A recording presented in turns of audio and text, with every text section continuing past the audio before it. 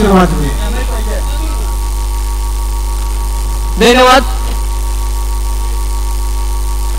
सुस्वागतम सुस्वागतम सुस्वागतम. महामानव डॉक्टर बाबासाहेब आंबेडकर यांच्या 131व्या जयंतीनिमित्त आपण या ठिकाणी महाराष्ट्रातील लाडके नेते, युवकांचे आशास्थान, युवकांच्या नव्हे तर सर्वच व्यक्तीच्या विचारवंतांच्या मनामध्ये ज्यांचे शब्द एक धारदार शस्त्राप्रमाणे मनात आणि मेंदूमध्ये कोरलं जातं असे सुप्रसिद्ध वक्ते आदरणीय प्राध्यापक नितीन भानुगडे पाटील, त्याचबरोबर खासदार दयशील माने साहेब, त्याचबरोबर आमदार राजू आवळे साहेब आणि सर्वच मान्यवरांना विनंती करतो की आपण महापुरुषांना फुलं अर्पण करून या कार्यक्रमाची सुरुवात करायची आहे. जास्त वेळ न लावता मी अधिक लोकांचं नाव घेऊ शकत नाही कारण की कार्यक्रमाला खूपच आधी वेळ झालेला. सर्वांना विनंती आहे, बाहेर स्क्रीन लावलेला आहे.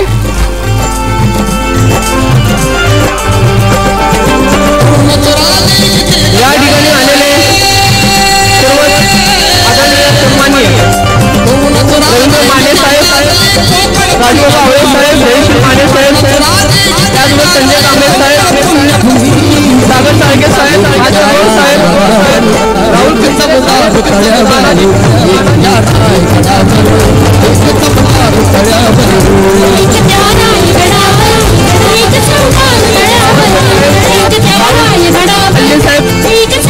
खूप वेळ झालेला आहे त्यामुळे सर्वांची मी नावं घेत नाही. या कार्यक्रमाचे सर्व आदरणीय रवी साहेब राजपूत या सर्वांचं मी रवी राजपूत सोशल फाउंडेशन तर्फे सर्वांचं मी सहज स्वागत करतो. त्यानंतर मी रवी राजपूत यांना विनंती करतोय की त्यांनी आपलं 1-2 मिनिटांमध्ये प्रस्तावना आपण या ठिकाणी सादर करायचे आहे. या ठिकाणी या कार्यक्रमाचे सर्व तुम्हाला सर्वांचे लाडके नेते आदरणीय रवी साहेबजी राजपूत. कार्यक्रमाला अगोदरच वेळ झालाय. सर्वांचीच या ठिकाणी डॉक्टर बाबासाहेब आंबेडकरांच्या जयंतीनिमित्त इचलकरंजी शहरामध्ये बऱ्याच वर्षानंतर या ठिकाणी एक व्याख्यानाचा कार्यक्रम सर्व कार्यकर्त्यांची इच्छा होती. त्याप्रमाणे या ठिकाणी दयशील दादांच्या वेळोवेळी आम्ही पाठपुरावा केला. दादांनी सरांना विनंती केली, ते आले.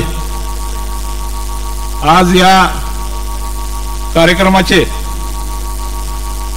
वक्ते, प्रमुख वक्ते प्राध्यापक नितीन भानुगडे पाटील सर, तसेच आपल्या या मतदारसंघाचे खासदार दयशील माने साहेब, त्याच पद्धतीनं हातकणंगले मतदारसंघाचे विधानसभा मतदारसंघाचे आमदार राजूबाबा आवळे, या ठिकाणी खास करून उपस्थित इचलकरंजी शहराचे उपनगराध्यक्ष तानाजी पवार साहेब, सागर चाळके साहेब, राहुल खंजिरे साहेब, महादेव गौड, राजाभाऊ कांबळे, DS डोने, अमृतमामा भोसले, निमंत्रक प्रकाश मोरबाळे, निमंत्रक रवी माने साहेब, सदा मलाबादे, भाऊसाहेब आवळे, संतोष सावंत, दीपक भोसले, संजय केंगार, सयाजी चव्हाण, अमृतमामा भोसले, उदय पाटील, प्रकाश मोरबाळे, सदा मलाबादे, महादेवानंद गौड, आतिफ प्रेम, सर्वांचंच या ठिकाणी स्टेजवर उपस्थित झालेल्या सर्वांचंच या ठिकाणी स्वागत करतो. फक्त शेवटी एवढं सांगतो की आज छत्रपती शिवाजी महाराजांनी 4.5 वर्षापूर्वी जे अपेक्षा व्यक्त केली त्याने 4.5 वर्षानंतर डॉक्टर बाबासाहेब आंबेडकरांनी संविधानात जे दिलं त्याचा वेगवेगळ्या पद्धतीने अर्थ काढून ज्या पद्धतीने या ठिकाणी समाजामध्ये जातीयतेचं तेढ एक बाजूला निर्माण होताना कुठेतरी दरी कमी करावी म्हणून जयंती निमित्त हा कार्यक्रमाचा आम्ही आयोजन केलेला आहे. या कार्यक्रमाला वक्ते म्हणून आम्हाला भानुगडे सर पाहिजे होते कारण त्यांचं मी बरेचसे व्याख्यान ऐकलेले आहेत. बाबासाहेब, शिवराय ते भीमराय सांगणारे ह्या संपूर्ण महाराष्ट्रामध्ये जर कोण असतील तर ते नितीन बानुगडे साहेब आहेत आणि ह्या व्याख्यानाचा लाभ सर्वांनी घ्यावा अशी या कार्यक्रमाप्रसंगी सर्वांना विनंती करतो आणि पुन्हा एकदा सर्वांचं स्वागत करून थांबतो. धन्यवाद साहेब. या ठिकाणी मोहन मालुंकर साहेब आलेले त्यांचे या ठिकाणी सहर्ष स्वागत. आणि यानंतर या ठिकाणी संपूर्ण इचलकरंजी नगरीच्या वतीने या ठिकाणी प्राध्यापक नितीन बानुगडे पाटील साहेबांचा या ठिकाणी नागरिक सत्कार होतोय आणि हा सत्कार मी देण्यासाठी निमंत्रित होतो आदरणीय रवींद्र माने साहेब आणि रेड्डी साहेब राजपूत यांच्या शुभ हस्ते आदरणीय प्राध्यापक नितीन बानुगडे पाटील साहेब यांचे या ठिकाणी नागरिक सत्कार होतो. नितीन बानुगडे पाटील साहेबांच्या बद्दल मला सांगायचं म्हणजे असं सांगेल की बाबासाहेबांच्या बद्दल एक वाक्य बोललं होतं एका व्यक्तीने की बाबासाहेबांचे प्रत्येक शब्द हे बंदुकीच्या समान असतात. तर मी नितीन बानुगडे पाटील शब्द सांगेल त्यांचे प्रत्येक शब्द हे तलवारीच्या धारेसारखे असतात. आज आपल्या सर्वांचं मन मनगट आणि मेंदू हे विचारांना विचारांच्या क्रांतीला बळकट करण्यासाठी प्राध्यापक नितीन बानुगडे पाटील या ठिकाणी आलेले आहेत. तुम्ही यांना युट्यूबवरती फेसबुकवरती अनेक ठिकाणी त्यांना बघितलेलं असाल, वाचलेलं असाल, ऐकलेले आहात. प्रत्येक युगांच्या व्हॉट्सअप स्टेटसला त्यांचं एक ना एक तरी स्टेटस असतं. असंच प्राध्यापक नितीन बानुगडे पाटील यांचे या ठिकाणी नागरिक सत्कार झालेला आहे. त्याचबरोबर आम्ही या ठिकाणी दुसरा सत्कार दिलेला आहे जी युवकांच्या मध्ये या खास करून आपल्या या कोल्हापूर जिल्ह्याच्या युवकांच्या मध्ये अजूनही ते तरुण आहेत आणि इथून पुढे चिरकालीन तरुणच राहतील. आजही त्यांच्याकडे बघितल्यानंतर प्रत्येक युवकांना वाटलं पाहिजे की असं मी व्हायला पाहिजे. असे आदरणीय सन्माननीय खासदार जयश्री माने साहेब यांचा या ठिकाणी नागरिक सत्कार होते. आदरणीय संजय कांबळे साहेब आणि मदन कारणे साहेब यांना सांगतो सागर सारखी साहेबांना विनंती करतो की त्यांचा या ठिकाणी सत्कार केला जाईल. पुष्पगुच्छ घेऊन या ठिकाणी सत्कार होतो. जोरदार टाळ्या वाजून देत, जोरदार टाळ्या वाजून देत. जास्त वेळ मी घेत नाही.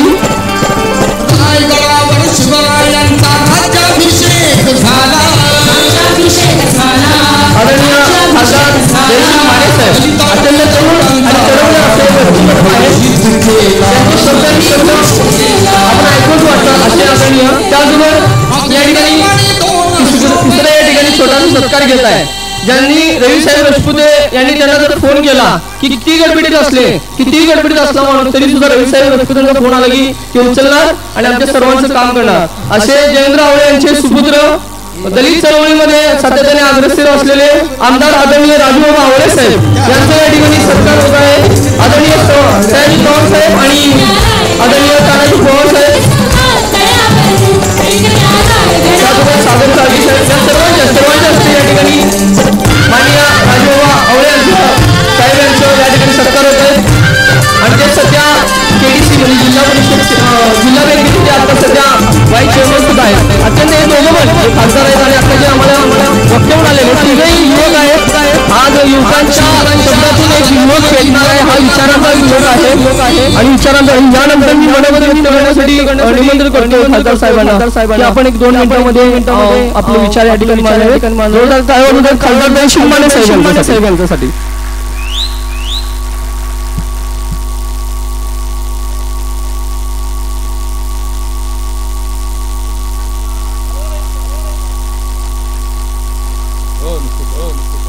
वक्ते आज वेगळे.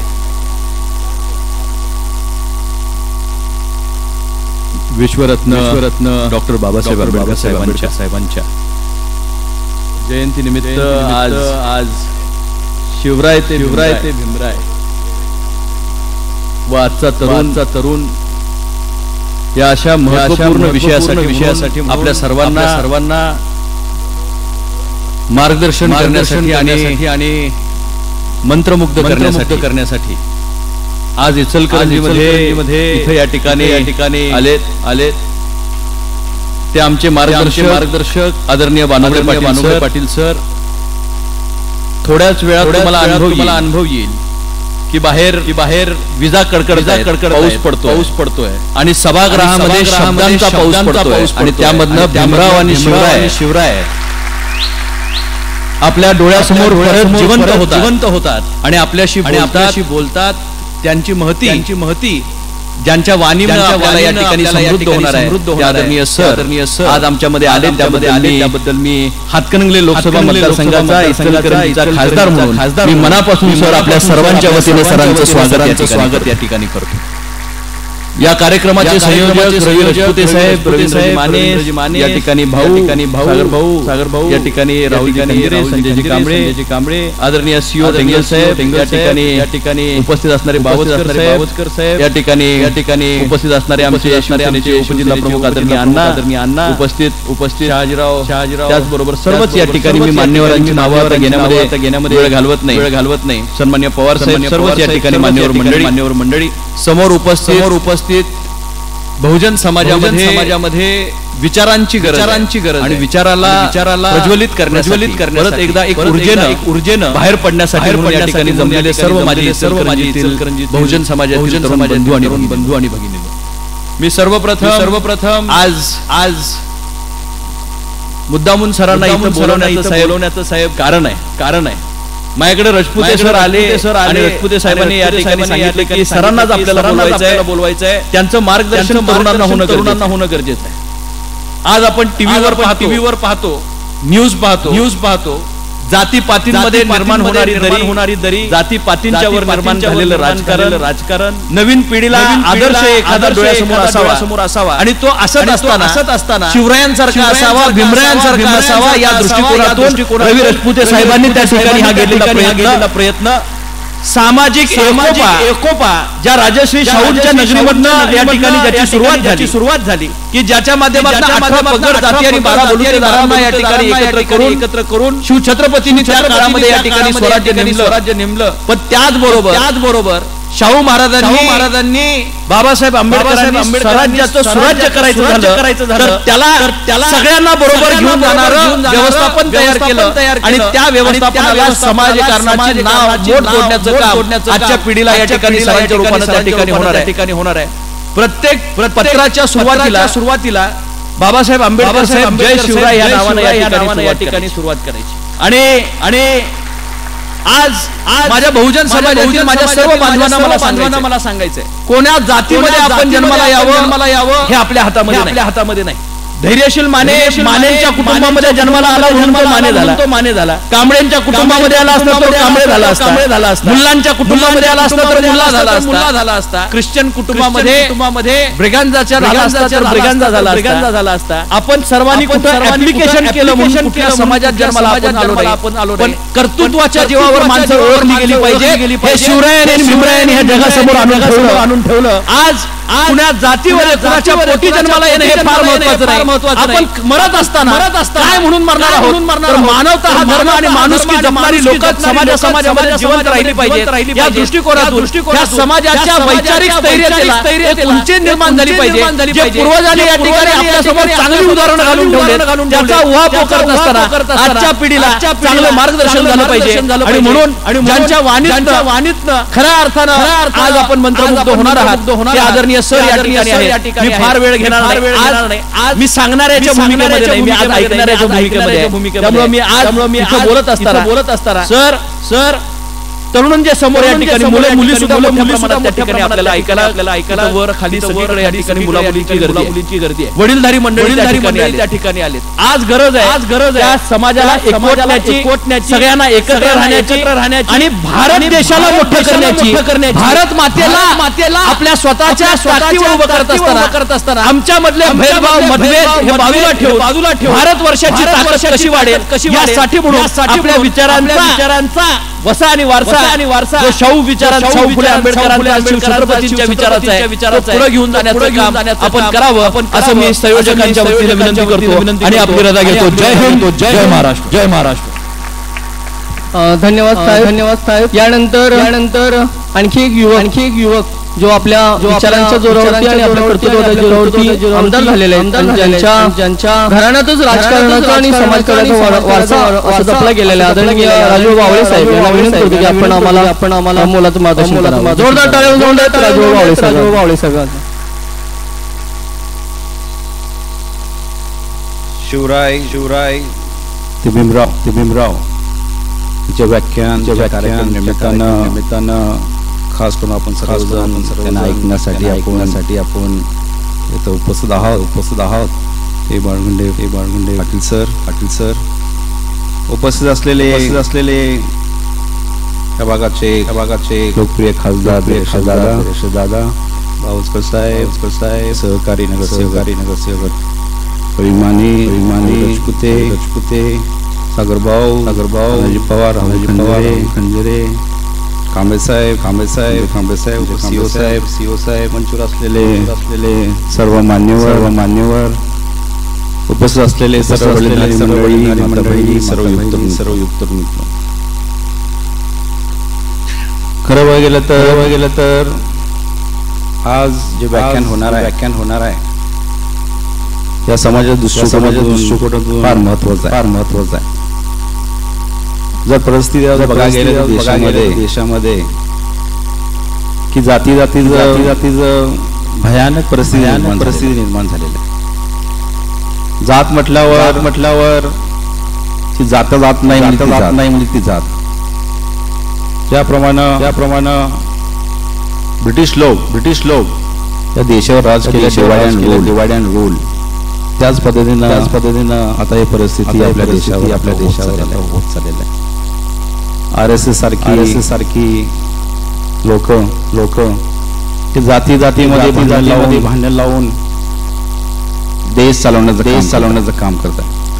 आज बघायला गेलं तर महाराष्ट्रामध्ये शिवाजी महाराज एक महाराष्ट्र देवत आहेत. त्यानंतर बाबासाहेब आंबेडकर, महात्मा फुले महाराष्ट्र घडवण्यामध्ये फार मोठं योगदान आहे. आणि त्यांनी दिलेलं आपल्याला शिकवण आहे की माणुसकी सर्वात धर्म आहे जातीपातीवरील पलीकडचे.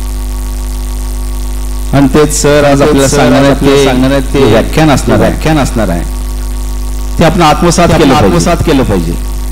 आज बघायला सोशल मीडियाच्या माध्यमातून डोकं फिरवण्याचं काम करतो. जातीबद्दल काय आलं तर दोष विसरतो आपण भांडण करतो. पण शेवटला माणूस सर्वात चालून चाललो तर व्यवस्थित होईल. आज देशाची परिस्थिती फार वाईट परिस्थिती आहे. युवकांना नोकरी नाही आहे, खायला पैसे नाही, गरिबांची परिस्थिती वाईट होत चाललेलं आहे. महागाई एवढी वाढलेला पण लक्ष त्या महागाईकडे नाहीये. त्यांचा अजेंडाच एवढा वेगळा आहे की महागाईबद्दल कोणा आंदोलनच करू शकत नाही. एक वेगळीच परिस्थिती निर्माण करतात. मी म्हटलं जातीय धर्म कुणाचा ऐकत नाही. आणि या देशामध्ये तेच चाललेलं आहे. या देशाच्या दृष्टिकोनातून फार वाईट आहे, भयानक आहे.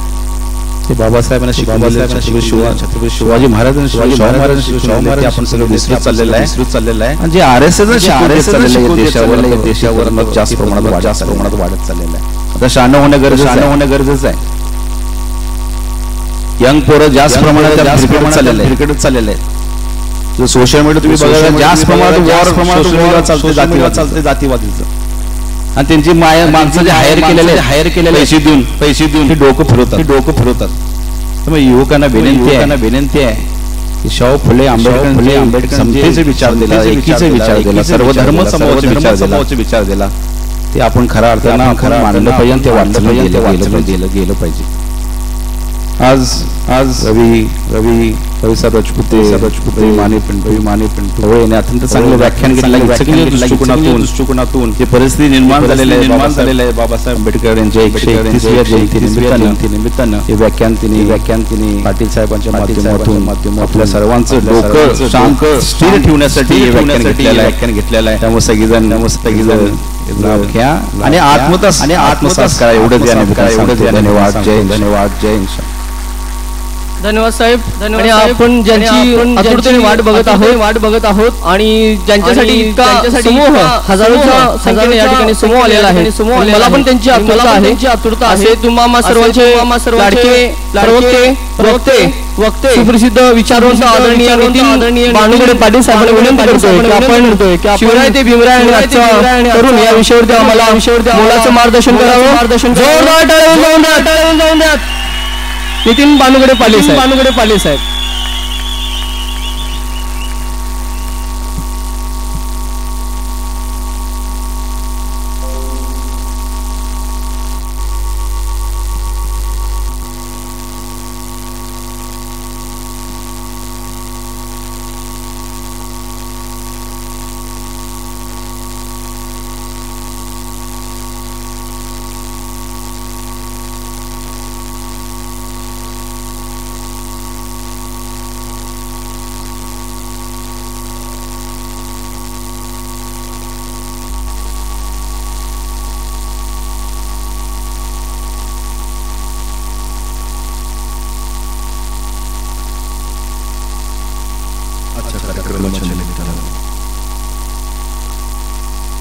या ठिकाणी उपस्थित असलेले हातकणंगले लोकसभा मतदारसंघाचे लोकमान्य आणि राज्यमान्य खासदार सन्माननीय लहरेशीजी माने, हातकणंगले विधानसभा मतदारसंघाचे सन्माननीय आमदार राजूबाबा आवळे, ज्यांच्या नियोजनातून आजचा हा कार्यक्रम साकार होतोय ते रवी राजपुते, रवींद्र माने, मंचावर उपस्थित असलेले सामाजिक राजकीय क्षेत्रातील सर्व सन्माननीय आणि उपस्थित असलेले आपण सर्व. इतिहास अनेकांच्या अभ्यासाचा विषय आहे, इतिहास अनेकांच्या व्यासंगाचा विषय आहे, इतिहास अनेकांच्या संशोधनाचा विषय आहे, इतिहास अनेकांच्या अभिमानाचा विषय आहे, इतिहास अनेकांच्या स्वाभिमानाचा विषय आहे, इतिहास अनेकांच्या अस्मितेचा विषय आहे, इतिहास अनेकांच्या प्रेरणेचा विषय आहे, इतिहास अनेकांच्या घडण्याचा आणि इतिहास अनेकांना घडवण्याचा विषय आहे. पण हा इतिहास घडतो कसा, तो कोण घडवतं, याबाबत न्यायमूर्ती रानडे यांच्या उदारमतवादावर डॉक्टर बाबासाहेब आंबेडकरांनी विवेचन केलं. परमेश्वराच्या संकेतानुसार जो पट उलगडतो त्याला इतिहास असं म्हणतात, असं काही मांडलं. भौगोलिक आणि नैसर्गिक आंतरक्रियेतून जे निर्माण होतं त्याला मी इतिहास मानतो, असं काही म्हटलं. तर स्वामी विवेकानंद असं म्हणतात की इतिहास म्हणजे महापुरुषांची चरित्र मालिका. पण डॉक्टर बाबासाहेब आंबेडकरांनी मात्र इतिहासाची व्याख्या करताना सांगितलं, माणसाची बुद्धी, शक्ती आणि कर्तृत्व याच्यातून जे निर्माण होतं त्याला मी इतिहास असं मानतो. ते पुढे असं म्हणतात की जी माणसं इतिहास विसरतात ती माणसं इतिहास घडवू शकत नाही, आणि जी माणसं इतिहास घडवतात ती माणसं इतिहास विसरू शकत नाही.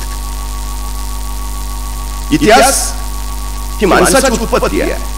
माणसाच्या कर्तृत्वातून, माणसाच्या नेतृत्वातून निर्माण होणारा, काळावर स्वार होणारा आणि इतरांना मार्गदर्शक ठरणारा जो पट आहे त्याला मी इतिहास असं मानतो. 350 वर्षापूर्वी छत्रपती शिवाजी महाराजांनी इतिहास घडवला. शक्ती, बुद्धी आणि कर्तृत्व यांचा समन्वय झाला आणि स्वराज्य अवतीर्ण झालं.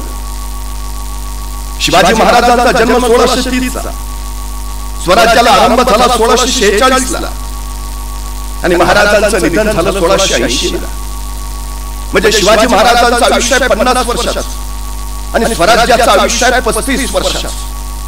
पण जगाच्या पाठीवरची अद्भुत आणि अलौकिक क्रांती आहे की 750 वर्षाचं स्वातंत्र्य शिवाजी महाराजांनी अवघ्या 35 वर्षात हटवलं. नव्या अवघ्या 35 वर्षात त्यांनी सार्वभौम स्वराज्य उभा केलं. स्वराज्य हा छत्रपती होण्यासाठी चाललेला टास नव्हता. आपला राज्याभिषेक व्हावा यासाठी शिवाजी महाराजांनी निर्माण केलेली कर्तृत्व मालिका नव्हती, तर रयतेच्या डोईवर सुखाचं छत्र ठेवून या हेतूपोटी सुरू झालेली ही पराक्रमाची मालिका. शिवाजी महाराजांनी राज्य उभा केलं, पण या राज्याला त्यांनी शिवराज्य असं म्हटलं नाही. म्हटलं असतं तर आम्हाला अभिमानच वाटला असता, पण त्यांनी या राज्याला नाव दिलं स्वराज्य. स्व म्हणजे माझं राज्य. या मातीत उगवलेल्या कुणीही या राज्याच्या नावाचा उच्चार करावा. स्वराज्य, माझं राज्य. अरे मग माझं आहे ना, मग मलाच लढलं पाहिजे, मला झगडलं पाहिजे, मला झुंजलं पाहिजे. ही प्रेरणा इथल्या प्रत्येकात निर्माण झाली. शिवचरित्र म्हणजे जगण्यासाठी स्पर्धा नव्हे, ती मरण्यासाठी चाललेली अविरत स्पर्धा आहे. महाराज एखादी मोहीम काढायची आणि यसाजी म्हणायचा राज ह्यो डाव आपला, तसा यसाजी हे म्हटल्यावर तानाजी सररीची फोडवायचा. यसाजी आम्ही हाय नव, ही काय नाही, ही मोहीम आपली, आपण जाणार राज, आपण लढणार. तसे बाजी म्हणायचे तानाजी कॉपस नंबर लावून बसवल्या का सरमाग, ही मोहीम आपली आहे, आपण जाणार, आपण लढणार, आपण मारणार. जगाच्या पाठीवरचा पहिला काळ आहे, इथं माणसं मरण्यासाठी स्पर्धा करतात. आमचा तानाजी कोंढाण्यावर पोराचं लग्न टाकून गेला, तो पोराचं लग्न करायला परत आलाच नाही. पन्हाळगडाच्या घोडखिंडीमध्ये सिद्धी जवळचं सैन्य नजदीक येताना बघितलं आणि बाजी बांदल देशमुख आणि बाजी प्रभू देशपांडे महाराजांना सांगते झाले. महाराज, आपण निमे लोक संगती घ्यावा आणि पुढे जावं. आम्ही निमे लोक येथे झुंजितो, साहेबकारी मरितो. आमच्या मुला लेकरांसाठी महाराज साहेब समर्थ. सांगायची गरज नाही, तयारी आहे. आम्ही इथं मरितो. राजे म्हणाले, नाही बाजी, सगळे सोबत जाऊ, सगळे सोबत लढू. नाही राजे, लाख मेले तरी चालतील, पण लाखाचा पोशिंदा वाचला पाहिजे. राजे तुम्ही निघा. राजा सुरक्षित राहिला तर राज्य सुरक्षित राहील. माझे प्रभू सांगतायत आम्ही मरितो, अडचण नाही. पण पुढे एका वाक्यात त्यांनी सांगितले, आम्ही मरितो, आमच्या मुला लेकरांसाठी महाराज साहेब समर्थ. केवढा विश्वास. माझ्या कुटुंबाची, माझ्या मुलाबाळाची काळजी करायचं मी कारण मेलो तरी हरकत नाही. माझा राजा समर्थ आहे. आणि थोडी खिंड पावन करून माझे प्रभू तोफांच्या आवाजाबरोबर अखेरचा श्वास घेते झाले. स्वराज्यासाठी त्यांनी स्वतःचं समर्पण दिलं. तदनंतर महाराज बाजीप्रभूंच्या सिंध या गावी गेले. बाजीप्रभू, फुलाजी प्रभू यांना एकूण 8 मुलं. महाराजांनी या 8ही मुलांना स्वराज्याच्या सेवेत घेतले. अनुकंपा तत्वावर नोकरी या योजनेचे जनक शिवाजी महाराज.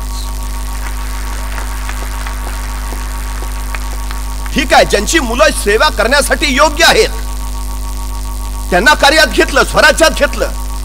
पण ज्यांची मुलं छोटी आहेत त्यांच्यासाठी काय? बाल परवेशी गृह.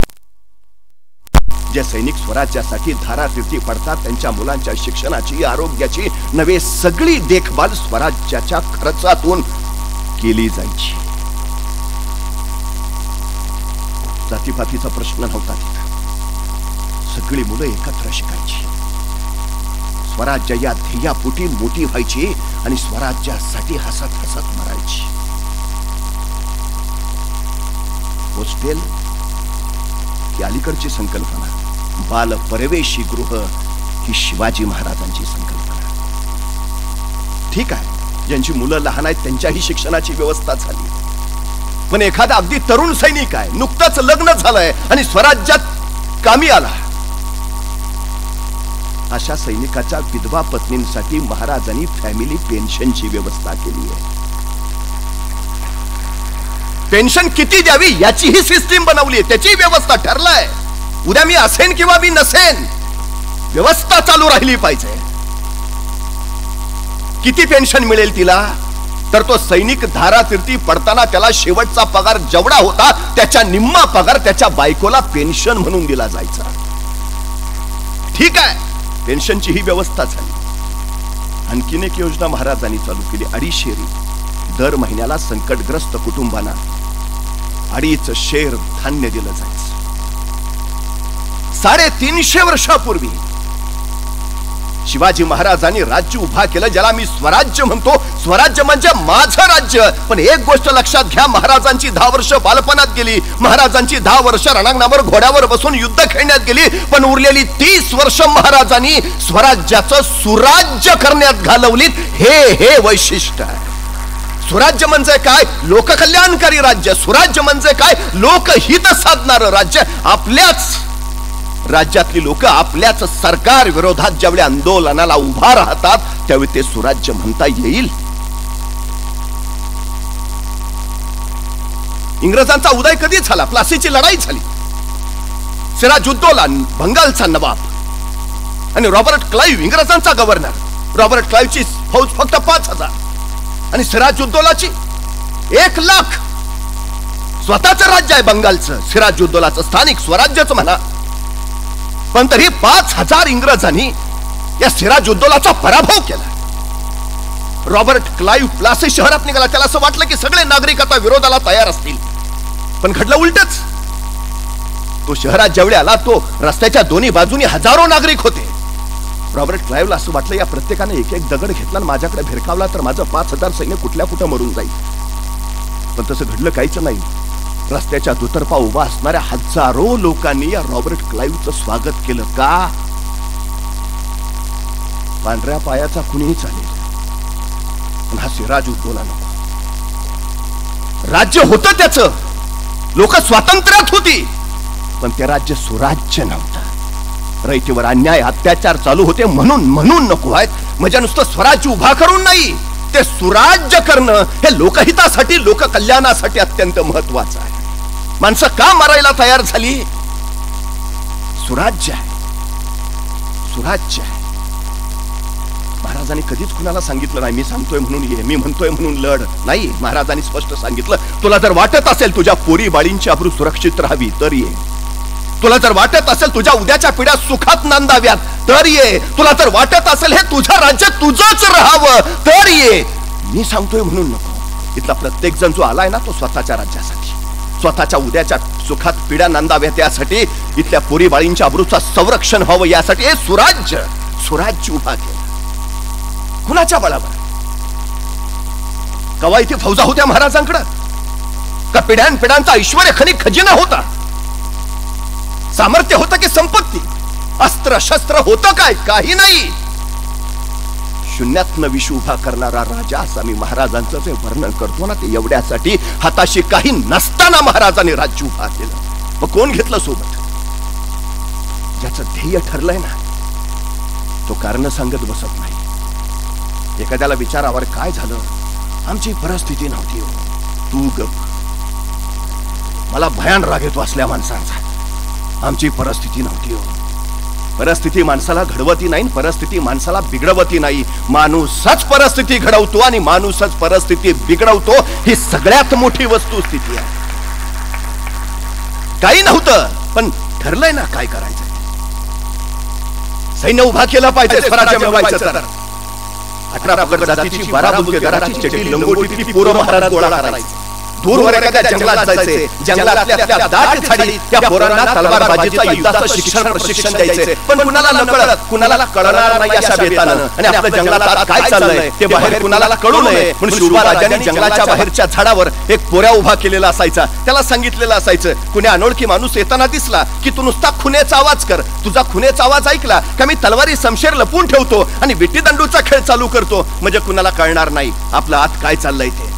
त्या दिवशी शिवबाराजांचा खेळ रंगात आला होता. आपल्या सोबत त्यांना तलवारबाजीचा युद्धाचं प्रशिक्षण दिलं जात होतं. त्याच वेळी जंगलाच्या बाहेरच्या झाडावर एक खुनेचं पोरग ते हेळणी करत बसलं होतं. त्याच वेळी त्याला दिसलं एक 15-16 वर्षाचं रांगडं पोरग येताना. तसं खुनेचं पोर थरारलं. नीट निरखून बघितलं, येणारा पोर अनोळखी वाटलं. तसं बसल्या जागेवरून त्यांनी हुबेहूब मोराचा आवाज काढला. मोराचा आवाज म्हणजे खून. शिवबाराजांना कळवायची की कुणी अनोळखी येत आहे, सावध राहा. शिवबाराजांनी मोराचा आवाज ऐकला. आपल्या सोबत त्यांना सांगितलं, अरे तलवारी समशेर लपून ठेवा, विटीदंडूचा खेळ चालू करा. कुणी अनोळखी येत आहे. पोरांनी तलवारी लपवल्या. विटीदंडूचा खेळ चालू झाला. तोपर्यंत जंगलाच्या बाहेरच्या झाडावरचं ते खुनेचं पोरग टप्प दिशी खाली पडलं होतं. 15-16 वर्षाच्या त्या रांगड्या पोरापुढे उभा राहिलं होतं आणि त्याला दमात घेऊन विचारत होतं, कोण र तू?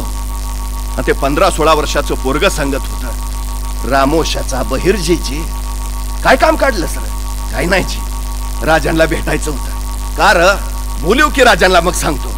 ते खुनेचं पोर म्हणलं, तू तर म्हणताच राजासनी सांगाव देऊन येतो. खुनेचं पोरग आत गेलं. राजांना सांगू लागलं, राज कुणी रामोशाचा बहिर्जी आलायचे.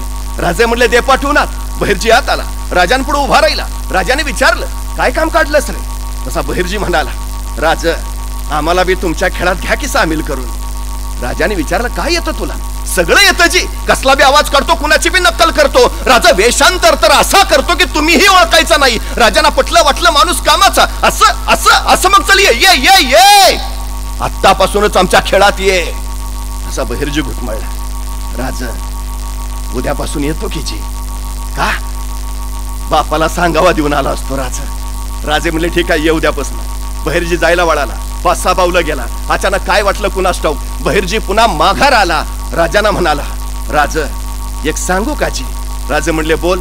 नाही, कुण्या अनोळखी माणूस आला तर तुम्हाला कळावं म्हणून तुम्ही झाडावर जो पोऱ्या उभा केलाय त्याला सांगा, ह्या दिवसात मोर ओरडत नाही. ती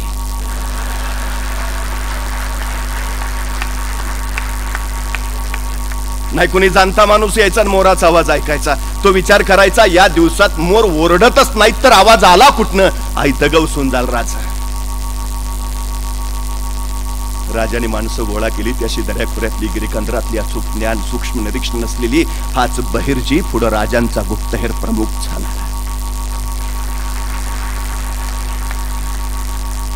राजांना भेटायला एकदा भीमा लोहार आला. राजांना भेटायचा जी. राजे भेटले, विचारले का रे? नाही, तुम्ही जी दौंडी लिहिली नव, जनावराची शिकार केली आणि त्याची शिफ्टी दाखवायला आणली की सोन्याचं खडं द्याल म्हणून, हे वाटणं येता येता चित्ता गावला. धुमसला मोठा गेला आडवा, शिफ्टी तुडलीन घेऊन आलोय, सोन्याचं खडं देत आहे नव. राजे म्हटले काम काय करतोस? जे आपलं लवार काम. असं? ठीक, देऊ बक्षीस तुला. राजे आत गेले आणि त्या भीमा लोहाराला द्यायला ते एक शमशेर घेऊन आले. ती तलवार भीमानं हातात घेतली, एकदा निरकली. काय राज, चेष्टा करताय रे? 2 गावातच 2 तुकडं होत्या तलवारीच. का रे? भेसडीचं पोलाद आहे. तोपर्यंत राजाने स्वतःच्या कमरेची आपली तलवार काढली. ही कशी आहे बघ बरं. आहे बरे, बरं जरा मूठ लांब पाहिजे होती. मग वतळा निघाल्याला पण कळला नसताना गर्दन छाटलेली पण कळली नसती. राजे म्हटले आमच्यासाठी बनवशील शस्त्र? जी का नाही. त्या दिवसापासून भीमा लोहार शिवाजी महाराजांच्या अस्त्र शस्त्र शाळेचा प्रमुख झाला. पाण्यामध्ये माशासारखा सूर मारणारा आणि बघता बघता पाण्यालाही लाजवेल आणि लाटांनाही झुकवेल अशा चपळतेनं विहार करणारा एक तरणा भांडगडी महाराजांना कोकणच्या दर्यावर सापडला. महाराजांनी नाव विचारलं, काय रे? दौलत खा, येतोस? काय करावं लागेल? काय नाही, अशीच लाटांशी मस्ती, स्वराज्याची दोस्ती. येतो की? आला. 350 वर्षापूर्वी महाराजांनी विचार केला, या देशामध्ये राज्य नव्हते असं नाही. विजयनगरचं साम्राज्य होतं, देवगिरीच्या यादवांचं राज्य होतं, पण उद्ध्वस्त झालं. आपण ही स्वराज्य उभा करू, तेही नेस्तनाबूत होईल. राज्य उभा करण्यापेक्षा राज्य राखणं महत्वाचं. महाराजांनी विचार केला, शत्रू येतोय कुठून? कुठून येतोय? आणि महाराजांच्या लक्षात आलं, शत्रू दर्यावरनं येतोय. 350 वर्षापूर्वी महाराजांनी सांगून ठेवलं, महाराष्ट्राला धोका जमिनीवरनं नाही, महाराष्ट्राला धोका समुद्रावरनं. परवा मुंबईवर 26/11चा दहशतवादी हल्ला झाला आणि मग आम्हाला कळालं, महाराज म्हणत होते ते खरं होतं. सम्राट चंद्रगुप्तानंतर हिंदुस्थानात स्वतःचं आरमार उभा करणारा पहिला राजा म्हणून आम्हाला शिवाजी महाराजांचंच नाव घ्यावं लागेल. नाहीतर आम्ही जगाची कवाडं स्वतःसाठी बंदच करून घेतली. आम्हाला दर्याबंदी, सिंधुबंदी, समुद्रात 5 मैलापेक्षा पुढे जायचंच नाही. शत्रू उरावर येतील, पण प्रतिकार करायला 5 मैलापेक्षा पुढे नाही. मोडीत काढलं महाराजांनी सगळं. स्वतःचा आरमार बनवला. लुई व्हेनेगस, फर्नांडो व्हेनेगस या 2 पोर्तुगीज आरमार तज्ञांना स्वतःचा आरमार उभारायला बोलावलं. 5-6 दिवस राहिले असते, कदाचित पोर्तुगीजांचा निरोप मिळाला असेल. काय करताय? पोर्तुगीजांच्याच पायावर कुऱ्हाड मारताय. हे शिवाजी महाराजांचा आरमार कोणासाठी आहे? अरे दर्यावरची पोर्तुगीजांची बेपना हुकूमत आहे ती संपवण्यासाठी आहे. आणि रातोरात लुई व्हेनेगस आणि फर्नांडो व्हेनेगस पळून गेले. आता आरमार कोण उभारणार?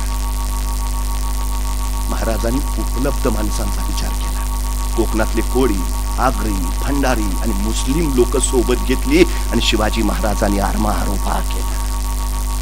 आता तज्ञच नाहीत, प्रशिक्षकच नाहीत, कसं काय व्हायचं? अजिबात नाही. जे आहे त्यांचा वापर करून घेतला. तत्कालीन काळात जहाजं इंग्रजांकडनं विकत घ्यावी लागायची, तोफा डचांकडनं घ्याव्या लागायच्या, दारुगोळा पोर्तुगीजांकडनं घ्यावा लागायचा. महाराजांनी विचार केला, इंग्रज आज जहाजं देत आहेत, आज पोर्तुगीज तोफा देत आहेत, डच आत्ता दारुगोळा देत आहेत, पण उद्या हे सगळं देणं याने बंदच केलं तर? आणि महाराजांच्या लक्षात आलं, जी माणसं दुसऱ्याच्या खांद्यावर उभा असतात ती केव्हाही ढासळतात. जी माणसं स्वतःच्या पायावर उभा असतात त्यांना कोसळण्याचा धोका नसतो. स्वराज्य स्वतःच्या पायावर उभा राहिलं पाहिजे. आणि महाराजांनी रत्नागिरी जिल्ह्यातल्या विजयदुर्गला जहाज बांधायचा कारखाना काढला. मुंबई जवळच्या कल्याणला आरमाराची गोदी काढली. तोफा ओतायचे कारखाने स्वराज्यात सुरू झाले. दारुगोळा जो लागायचा स्वराज्यासाठी तो स्वराज्यातच निर्माण होऊ लागला. उद्योगशीलता, उद्यमशीलता, सृजनशीलता आणि निर्मिती क्षमता हे महाराजांनी महाराष्ट्राला दिलेले अलौकिक गुण आहेत. अलौकिक एवढंच नव्हे, मराठी माणूस व्यापारात मागं कोण म्हणतात? 350 वर्षापूर्वी शिवाजी महाराजांची जहाजं युरोप, इराण, तुर्कस्तानला मसाल्याच्या पदार्थाचे व्यापार करायला जात होती. 8 बंदरं उभारलेली महाराजांनी तत्कालीन काळात. 8 हे 350 वर्षापूर्वी केलंय महाराज. राष्ट्र मजबूत कधी होतं? राष्ट्राची अर्थव्यवस्था मजबूत असेल तर. अर्थव्यवस्था जर मजबूत करायची असेल तर तळातल्या शेवटच्या माणसाच्या खिशात दाम गेलं पाहिजे. आणि त्याच्या खिशात जर दाम जायचं असेल तर त्याच्या हाताला काम मिळालं पाहिजे. शिवाजी महाराजांच्या स्वराज्याचा वचननामा काय? सर्वांस पोटास लावणे आहे. बस इथं जे कोणी आहे ते सगळे पोटाला लागले पाहिजे. महाराष्ट्रात 450 किल्ले आहेत, पैकी 360 स्वराज्यात होते आणि पैकी 110 किल्ले महाराजांनी आपल्या 35 वर्षाच्या स्वराज्याच्या कारकिर्दीत उभारले. 50 वर्षात एक घर बांधून होत नाही आम्हाला. महाराजांनी 110 किल्ले बांधले. स्वराज्य बळकट करणं हा हेतू होताच, पण त्याच्याही पेक्षा महत्वाचा हेतू होता या मातीत उगवलेल्या प्रत्येकाच्या हाताला काम मिळालं पाहिजे. सुतार, लोहार, चांबार, न्हावी, जोशी, गुरव, वाणी, मुलानी, साळी, माळी, धनगर, कोळी, आगरी, भंडारी प्रत्येकाच्या हाताला काम मिळालं पाहिजे. महाराजांनी हे केलं. स्वराज्य का? सर्वांस पोटास लावले आहे. महाराजांनी हे अद्भुत कार्य केलं. कोण अभिमान दिला महाराजांनी? एखादा सुतार एखादी लाकडाची फळी रांधायचा, त्याने रांधलेली फळी एखाद्या जहाजाला बसवली जायची, ते जहाज युद्धात उतरायचं, त्या जहाजाला युद्धात विजय मिळायचा आणि तो सुतार छाती काढून सांगायचा, त्या त्या त्या जहाजाची फळी मी मी मी रांधलीये मी. कोण आनंद दिला महाराजांनी? हा निर्मितीचा आनंद आहे ना, तो अलौकिक आणि अवर्णनीय. महाराजांनी तो दिला. महाराजांचं सगळ्यात मोठं वैशिष्ट्य काय?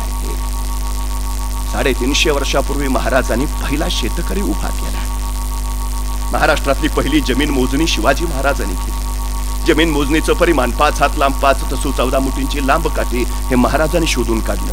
महाराजांच्या हयातीत महाराष्ट्रातल्या जमिनींची 3 वेळा मोजणी झाली. आता आमच्या नावावर जे सातबारे दिसत आहेत त्या सातबाऱ्यांचा उद्गाता राजा शिवछत्रपती शिवाजी महाराज नसते, तुमच्या माझ्या नावावर सातबारे सुद्धा दिसले नसते.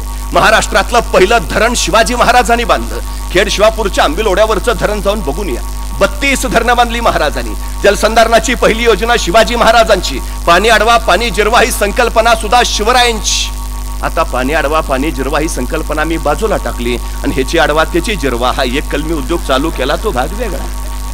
पण आजही आमच्याकडे दुष्काळ पडतो आणि मग आमचं प्रशासन सांगतं शिवकालीन पाणी योजना राबवली पाहिजे. 21व्या शतकात जगताना आणि विज्ञान युगात राहताना आजही आम्हाला महाराजांच्याच पाणी योजनेची आठवण काढावी लागते. हे महाराजांच्या दूरदृष्टीचं सगळ्यात मोठं यश.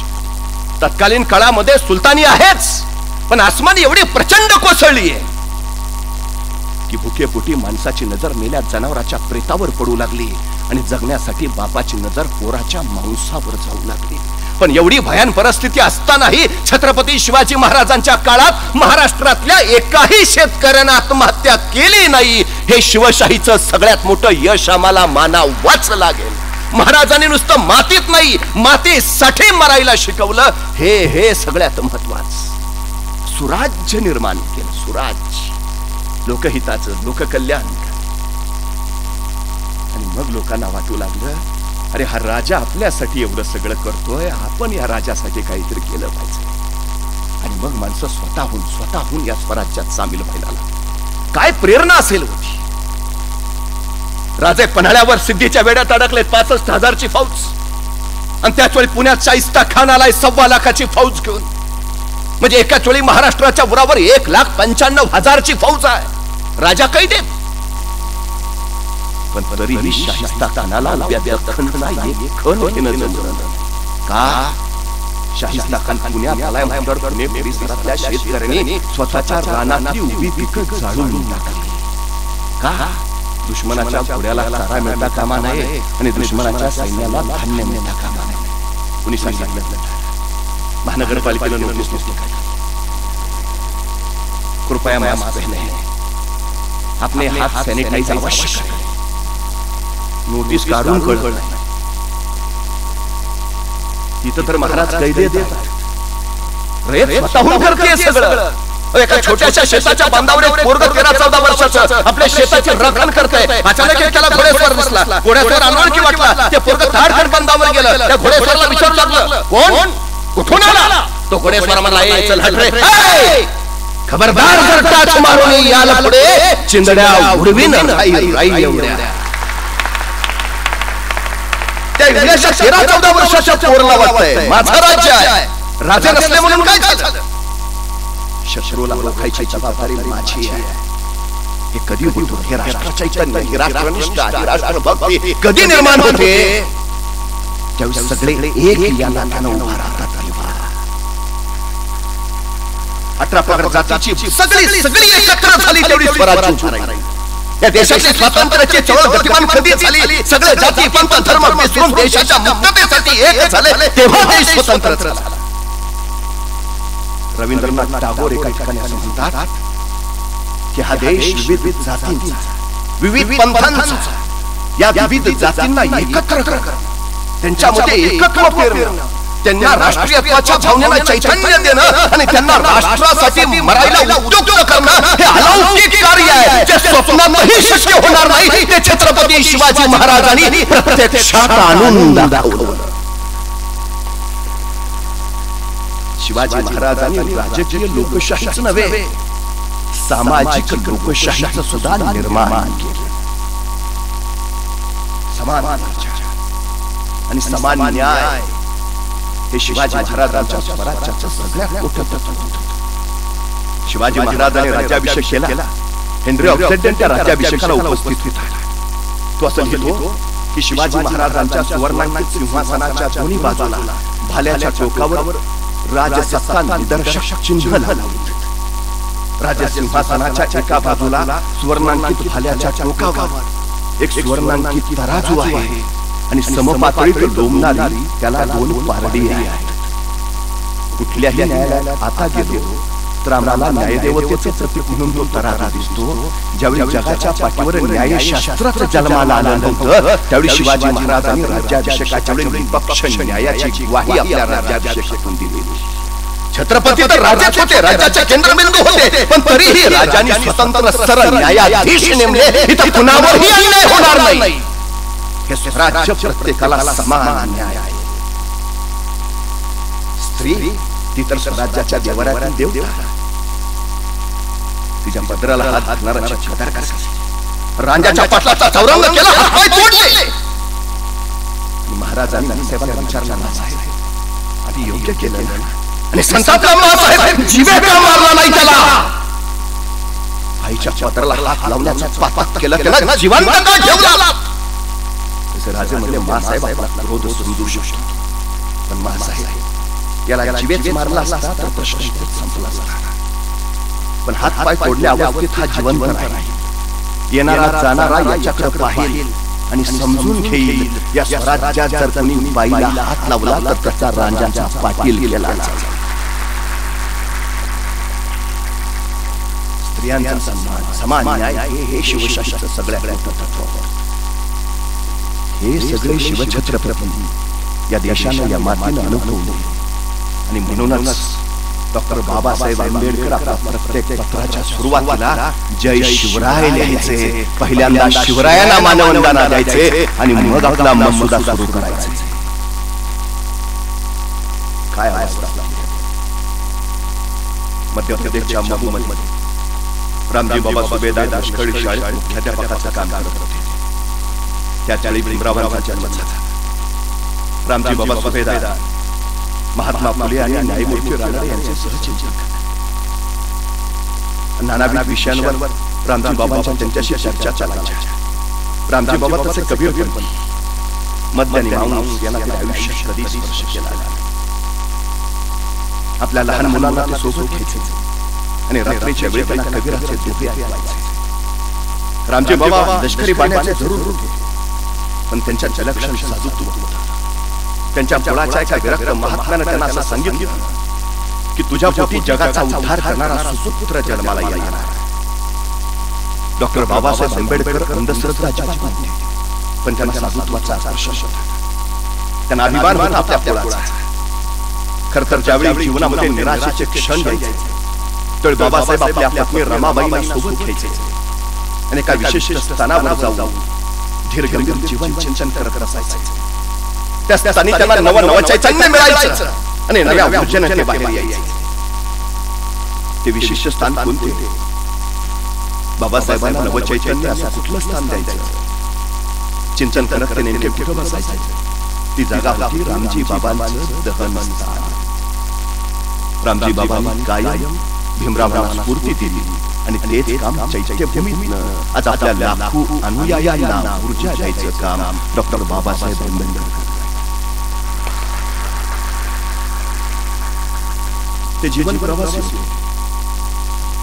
काही माणसं जीवनाच्या वाटेवर चालता चालता मध्येच थांबतात, विचार करतात, मागं वळून पाहतात की वाट कुठून आली, कुठं जाणार, आपण याच वाटेवर आयुष्यभर चालायचं का आपल्याला आपली स्वतःची नवी वाट निर्माण करता येईल. बाबासाहेबांनी स्वतःची नवी वाट तयार केली. खरं तर त्यांचं प्राथमिक शिक्षण दापोली आणि साताऱ्याला झालं. त्याचं माध्यमिक शिक्षण सातारा आणि मुंबईला झालं. एल्फिस्टन मधनं ते मॅट्रिक झाले आणि परळच्या सिमेंट चाळीमध्ये मॅट्रिक मध्ये उत्तम यश मिळालं म्हणून त्यांचा सत्कार केला.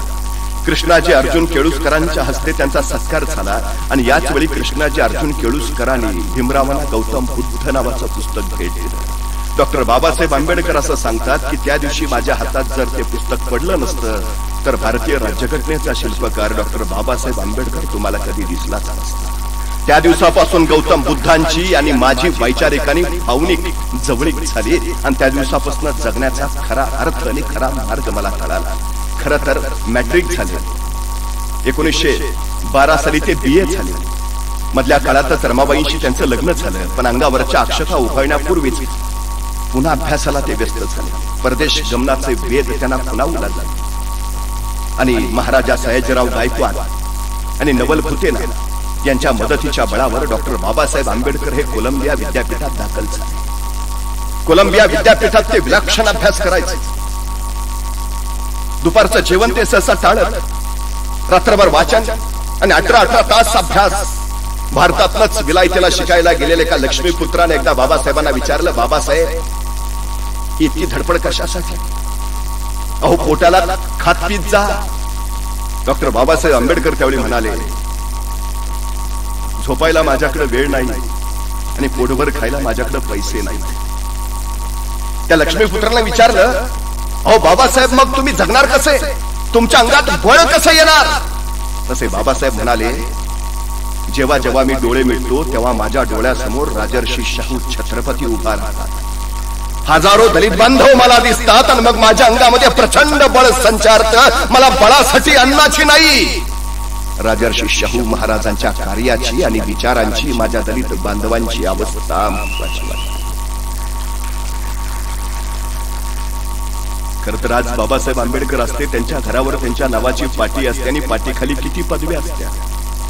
BA कोलंबिया विद्यापीठ, MA Columbia, PhD Columbia, DLLT London, SST Columbia, D Litt Osmania, bar at law London.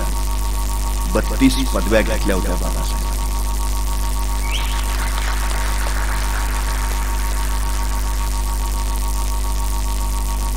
ते कोलंबिया विद्यापीठातून परत आले शिष्यवृत्ती संपली, पण लंडन मध्ये त्यांना जायचं होतं. राजर्षी शाहू महाराजांच्या सहकार्यानं ते लंडनला गेले.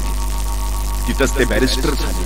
परत आले आणि मुंबईच्या विधी महाविद्यालयात 1927-28, 34-35 आणि 1935 ते 38 अशी 3 वर्ष त्यांनी प्राचार्य पद म्हणून काम केले. 1947 साली ते स्वतंत्र भारताचे पहिले कायदा मंत्री झाले. 1948 साली त्यांनी भारतीय राज्यघटनेचा मसुदा लोकसभेपुढे ठेवला आणि या देशाला सर्वात मोठी लोकशाही म्हणून बहुमान मिळवून दिला. 2 वर्ष 11 महिने 17 दिवस अखंडपणे भारतीय राज्यघटनेचं काम डॉक्टर बाबासाहेब आंबेडकर करत होते. ते लिहिताना असं म्हणाले की या देशाची राज्यघटना तयार करताना माझ्या डोळ्यापुढे छत्रपती शिवाजी महाराजांचं स्वराज्य होतं. 350 वर्षापूर्वी या महाराष्ट्राच्या मातेमध्ये शिवाजी महाराजांनी जे निर्माण करून ठेवलं, या घटनेच्या रूपानं मी तेच फक्त व्यवस्थित मांडलं. 350 वर्षापूर्वीचं शिवाजी महाराजांचं स्वराज्य जणू काही डॉक्टर बाबासाहेब आंबेडकरांनी भारतीय राज्यघटना म्हणूनच लोकांच्या पुढे ठेवलं. अफाट ज्ञान, विलक्षण बुद्धिमत्ता आणि अपार कष्ट करायची तयारी, आपल्या ध्येयाचा अविरत पाठलाग हे डॉक्टर बाबासाहेब आंबेडकरांकडे असलेले अलौकिक गुण होते. परिस्थिती तर त्यांची नव्हती आणि त्याच्याही पेक्षा अपमानाचे चटके किती सुसावे. दलित आहे म्हणून केस कापायला नाभिकानं दिलेला नकार त्यांनी अनुभवला होता. पाणवठ्यावर तहान लागली म्हणून पाणी प्यायला गेल्यावर पाणवठ्याला स्पर्श का केला म्हणून मारही खाल्ला होता. रहमतपूर बोरगाव भागात असणाऱ्या रामजी बाबांना भेटायला गाडीवानाला पैसे देऊन गाडी करून ते निघाले. गाडीत बसल्यावर गाडीवानानं गप्पा चालू केल्या, कोण कुठले नाव काय, आणि बघता बघता गाडीवानाच्या लक्षात आलं ही दलिताची पोरं. जाग्यावर गाडीवानानं गाडी थांबवली, खाली उतरा. मगाशी प्रेमळ बोलणारा गाडीवान अचानक खेकसुका लागला या येवल्याशा भीमरावांना कळेल. माझी गाडी पाठवलीच, आता मलाही चालत जावं लागेल. आणि त्या येवल्याशा पोरांना अर्ध्या वाटेत सोडून तो गाडीवान गाडीत न बसता चालत चालत निघून गेला. वर्गात शिक्षकांनी विचारलं, हे गणित कोण सोडवू शकेल? भीमराव उभा राहिले, मी सोडवतो सर. चल ये, फळ्यावर सोडवून दाखव, गुरुजींनी सांगितलं. आणि छोटा भीमराव मोठ्या आनंदानं फळ्याकडे झेपावला आणि अवघ्या वर्गातल्या पोरांनी कल्लोळ करायला सुरुवात केली. गुरुजींनी विचारलं, काय झालं? त्याला फळ्याला स्पर्श करायला नका देऊ. का? त्या फळ्याच्या मागे आमचे डबे आहेत. भीमरावांनी फळ्याला शिवलं म्हणजे आमचे डबेही वाटतील. उपाशी ठेवता का दिवसभर?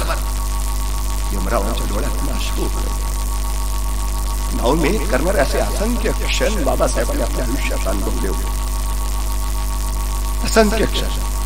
पण या काळोखातही स्वतःच्या कर्तृत्वाचा प्रकाश निर्माण करत समाजाला प्रकाश देण्यासाठी ते पुढे झेपावत राहिले होते. बाबासाहेब लिहितात, माझ्या वडिलांनी मला सांगितलं, आपण गरीब आहोत म्हणून भिण्याचे कारण नाही, तू विद्वान हो, कारण ज्ञानासारखी दुसरी श्रीमंती नाही. किती बुद्धिमत्ता असतात. 10 वर्षापूर्वी बाबासाहेबांनी एखादं पुस्तक वाचलेलं असायचं.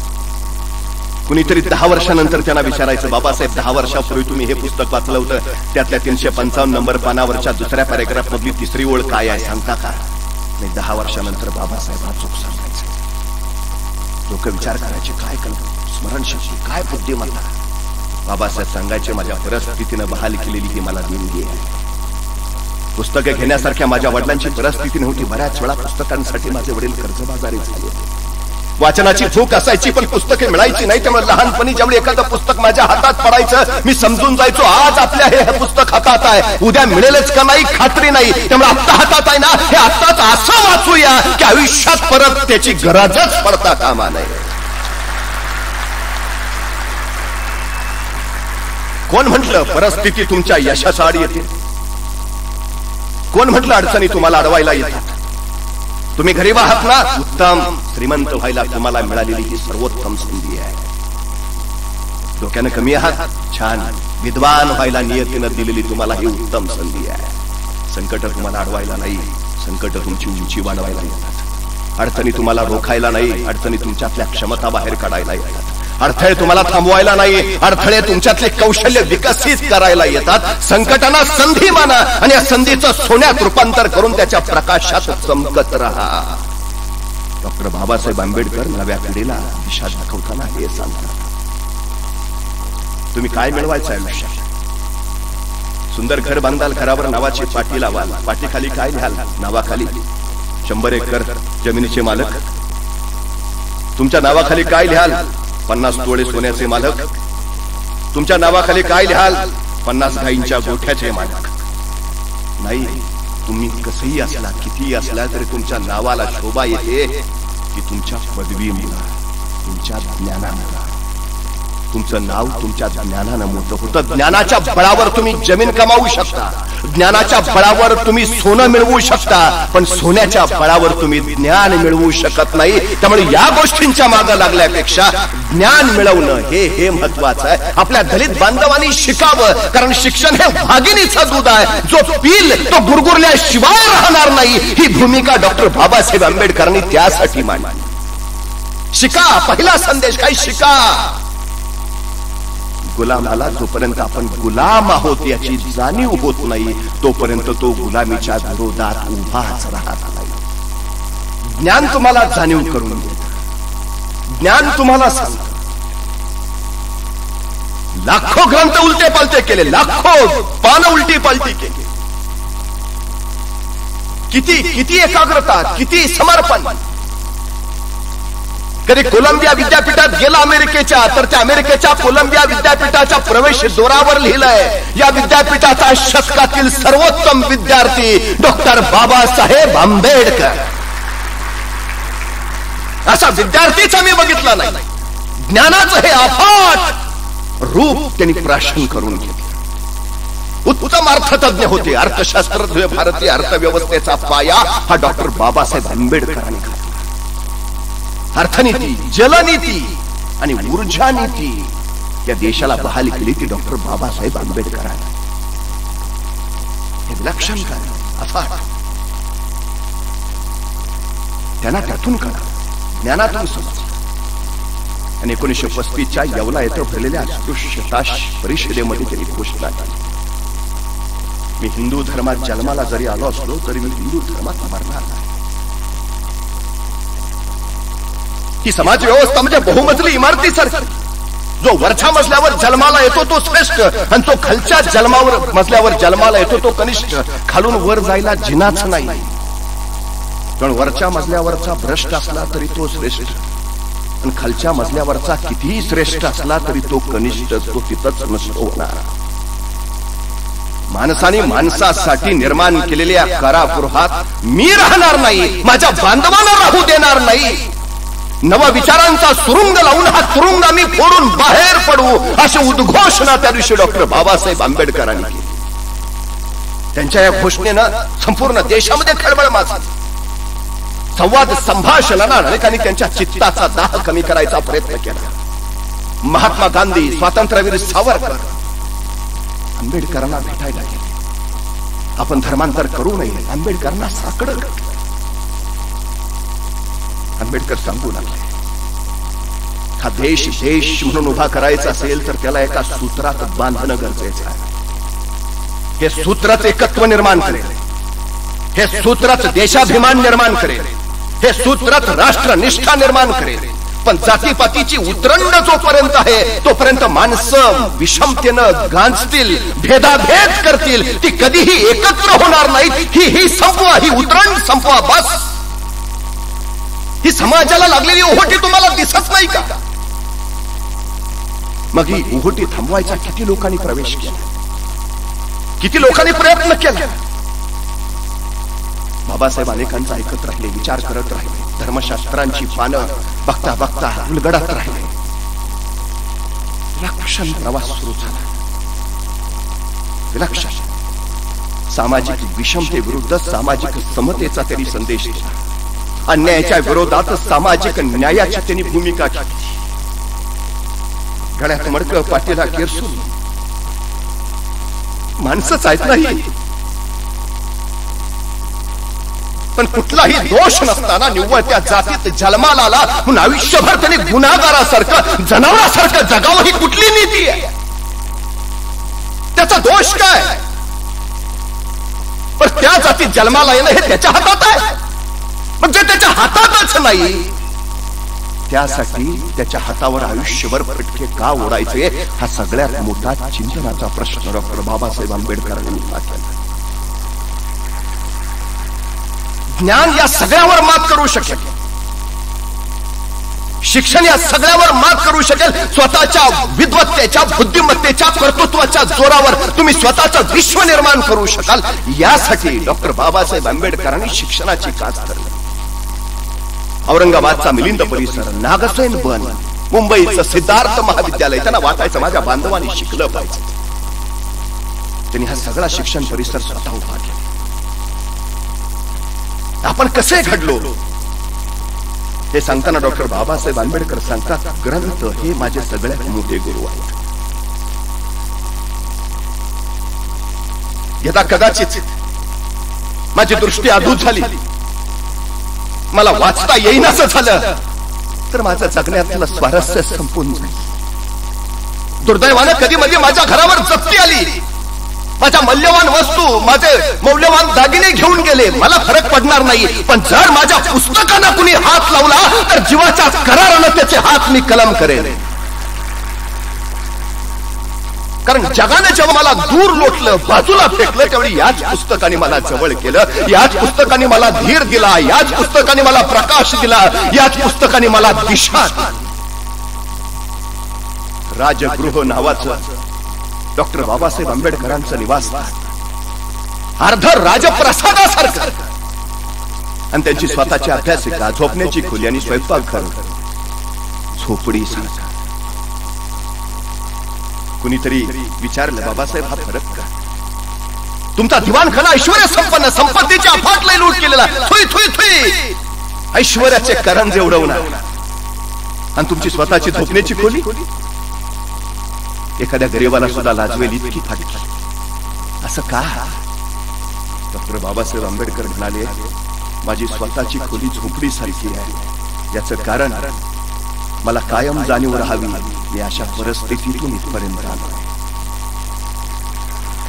हो, माझी झोपडी गरीबाच्या झोपडीला लाजवेल अशी आहे, कारण मला जाणीव राहावी माझे हजारो बांधव अजूनही अशाच अवस्थेत जगतायत. आणि हा तुमचा ऐश्वर्य संपन्न शामियाना, हा दिवाणखाना, हे संपत्तीचं अद्भुत दर्शन. डॉक्टर बाबासाहेब आंबेडकर म्हणाले, माझ्या दलित बांधवांना कळावं, शिक्षणाच्या बळावर आपल्यातलाच एक किती ऐश्वर्याचा धनी होऊ शकतो. त्यांना प्रेरणा मिळावी, आपणही बाबासाहेबांसारखं शिकलं पाहिजे, यासाठी हे ऐश्वर्य होतं. आपली प्रत्येक कृती, आपलं प्रत्येक कार्य इतरांना दिशा देण्यासाठी, इतरांना प्रेरणा देण्यासाठी त्यांनी सातत्यानं वापरलं. कुठलीही गोष्ट अभ्यासाशिवाय नाही होत. अखंड अभ्यास, पराकोटीचं समर्पण आवश्यक असतं. बीज नाही म्हणून पुस्तकं मिटवून ठेवणारे, आणि बीज नसली तरी चालेल, मी रस्त्यावरच्या विजेच्या खांबाखाली बसून माझा अभ्यास करीन अशी भूमिका ठेवणारे. मोठं कोण होत, जी कारण सांगत नाही, जी परिस्थिती आडवी आणत नाही, जी अखंडपणे फक्त आपल्या कार्याप्रती समर्पित राहतात, ते सगळ्यात महत्वाचं कार्य. बुद्धा अँड हिज धम्म या ग्रंथाचं लेखन बाबासाहेब करत होते. मेजापाशी बसून टेबलावर लिहित होते. रात्र झाली. त्यांचे सचिव नानकचंद रट त्यांचं वेळ झाली होती.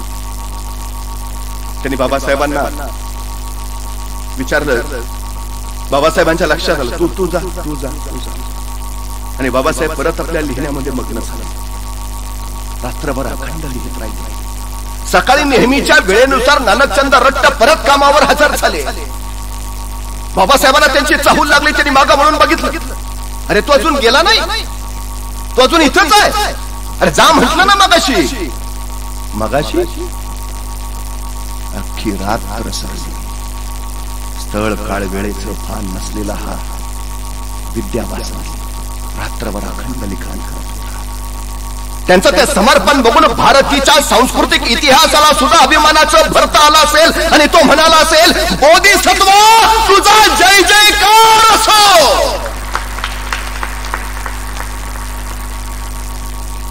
आपल्या कर्तृत्वानं, आपल्या व्यासंगानं, आपल्या ज्ञानानं हजारो पिढ्यांचा उद्धार डॉक्टर बाबासाहेब आंबेडकर यांनी केला. 65 वर्षाचं आयुष्य, 30 वर्ष शिक्षणात, उरली 25 वर्ष. या 25 वर्षात एक माणूस काय काय करू शकतो? 32 पदव्या, अर्थतज्ञ म्हणून काम, राजनीतिज्ञ म्हणून काम, मूकनायक बहिष्कृत भारत अशा वृत्तपत्राचं नियतकालिकांचं संपादक म्हणून काम, गोलमेज परिषदेमध्ये सहभाग, जागोजागी अस्पृश्यता परिषदा,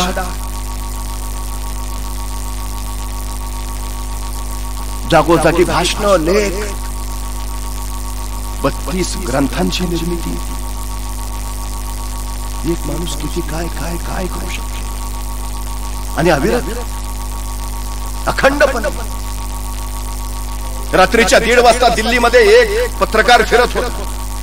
तो जवाहरलाल नेहरूंच्या घराजवळ गेला. दिवे मालवलेले नेहरू झोपलेले. तो आझादांच्या घराजवळ पोहोचला. दिवे मालवलेले, आझादही झोपलेले. तो वल्लभभाई पटेलांच्या घराजवळ गेला. पटेलही झोपलेले, दिवे मालवलेले. रात्रीच्या 2 वाजता तो डॉक्टर बाबासाहेब आंबेडकरांच्या घराजवळ आला. दिवे लख्ख चालू. त्याने खिडकीतनं डोकावून बघितलं. डॉक्टर बाबासाहेब आंबेडकर मेजापाशी बसून काहीतरी लिहित होते. त्याला आश्चर्य वाटलं. तो आत गेला.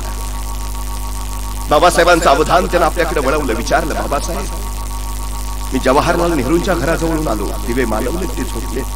आझादांच्या घराजवळून आलो, आझादही झोपले, दिवे मालवले. मी पटेलांच्या घराजवळ गेलो, पटेलही झोपले, दिवे मालवले. पण तुमच्या घरातले दिवे लटक चालू. आणि बाबासाहेब तुम्ही अजूनही जागे का?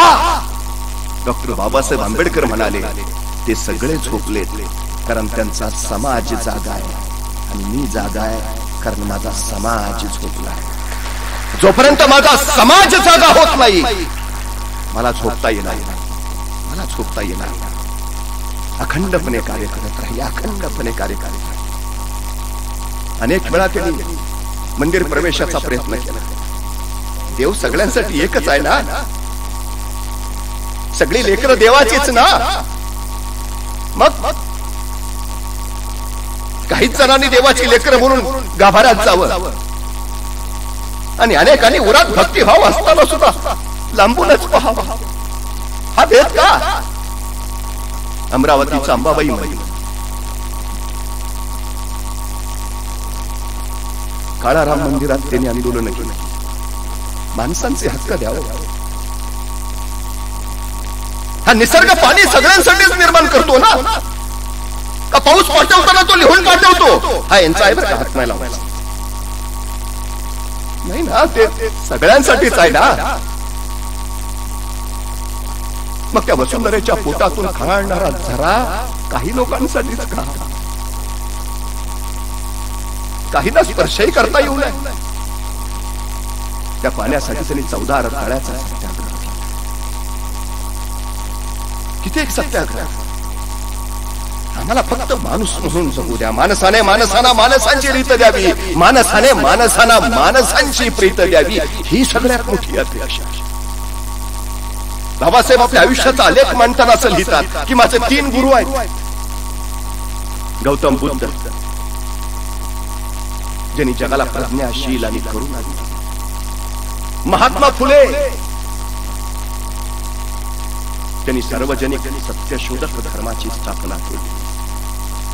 आणि संत कबीर, ज्यांनी समतेचे पोवाडे वाहिले. ही 3 माझे गुरु आहेत. 3. गौतम बुद्धांचं तत्वज्ञान तर डॉक्टर बाबासाहेब आंबेडकरांनी स्वीकारलं. महात्मा फुलेंचं कार्य, ही परंपरा कशी आहे बघा. आपल्या मित्राच्या वरातीतनं महात्मा फुले चालले होते.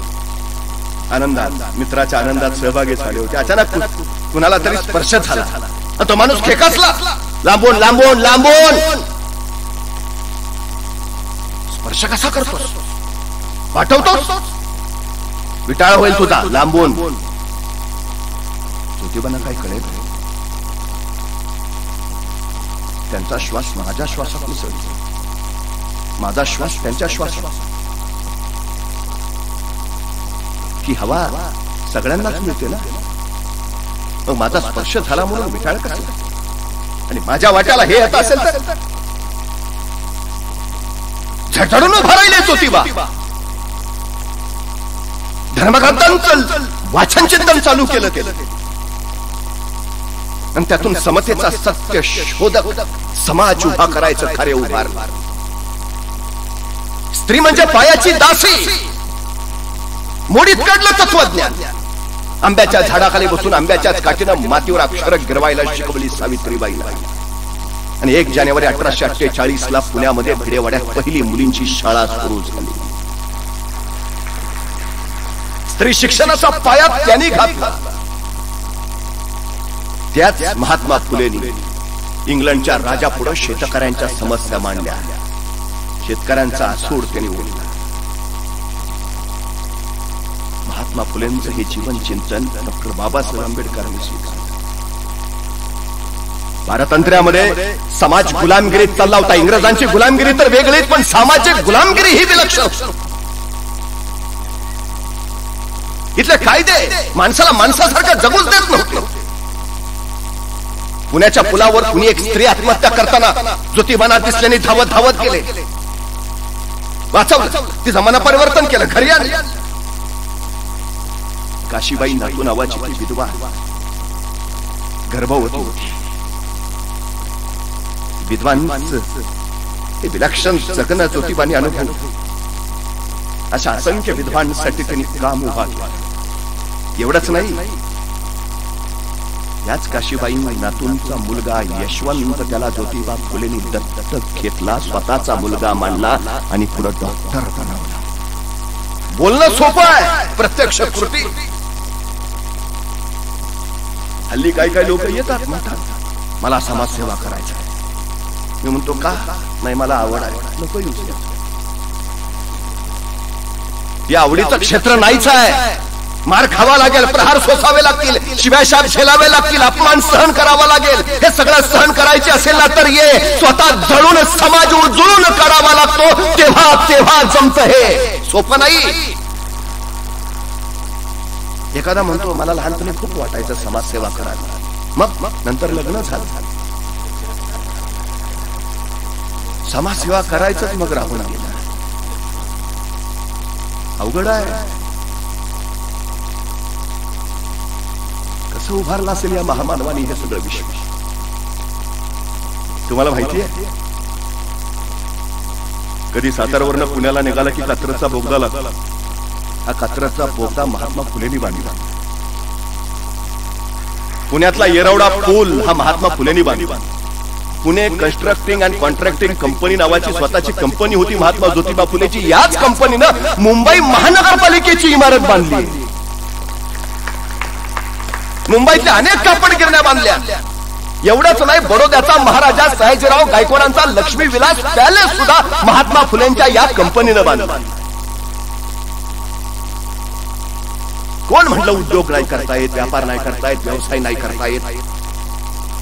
हे सगळं समाजकार्य करता करता त्यांनी हेही सगळं विश्व उभारलंय. झालेला नफा त्यांनी समाजासाठी खर्च करून टाकला. करता येत हो, इच्छा हवी, सगळ्यात महत्वाची गोष्ट. नाहीतर आम्ही एखाद्याला बोलवायला जातो, चल ना समाजासाठी काहीतरी करूया.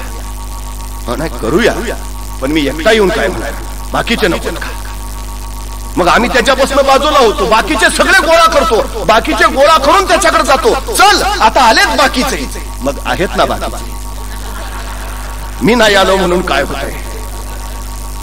सगळ्यात मोठी अडचण परंपरा काय आहे बघा ना.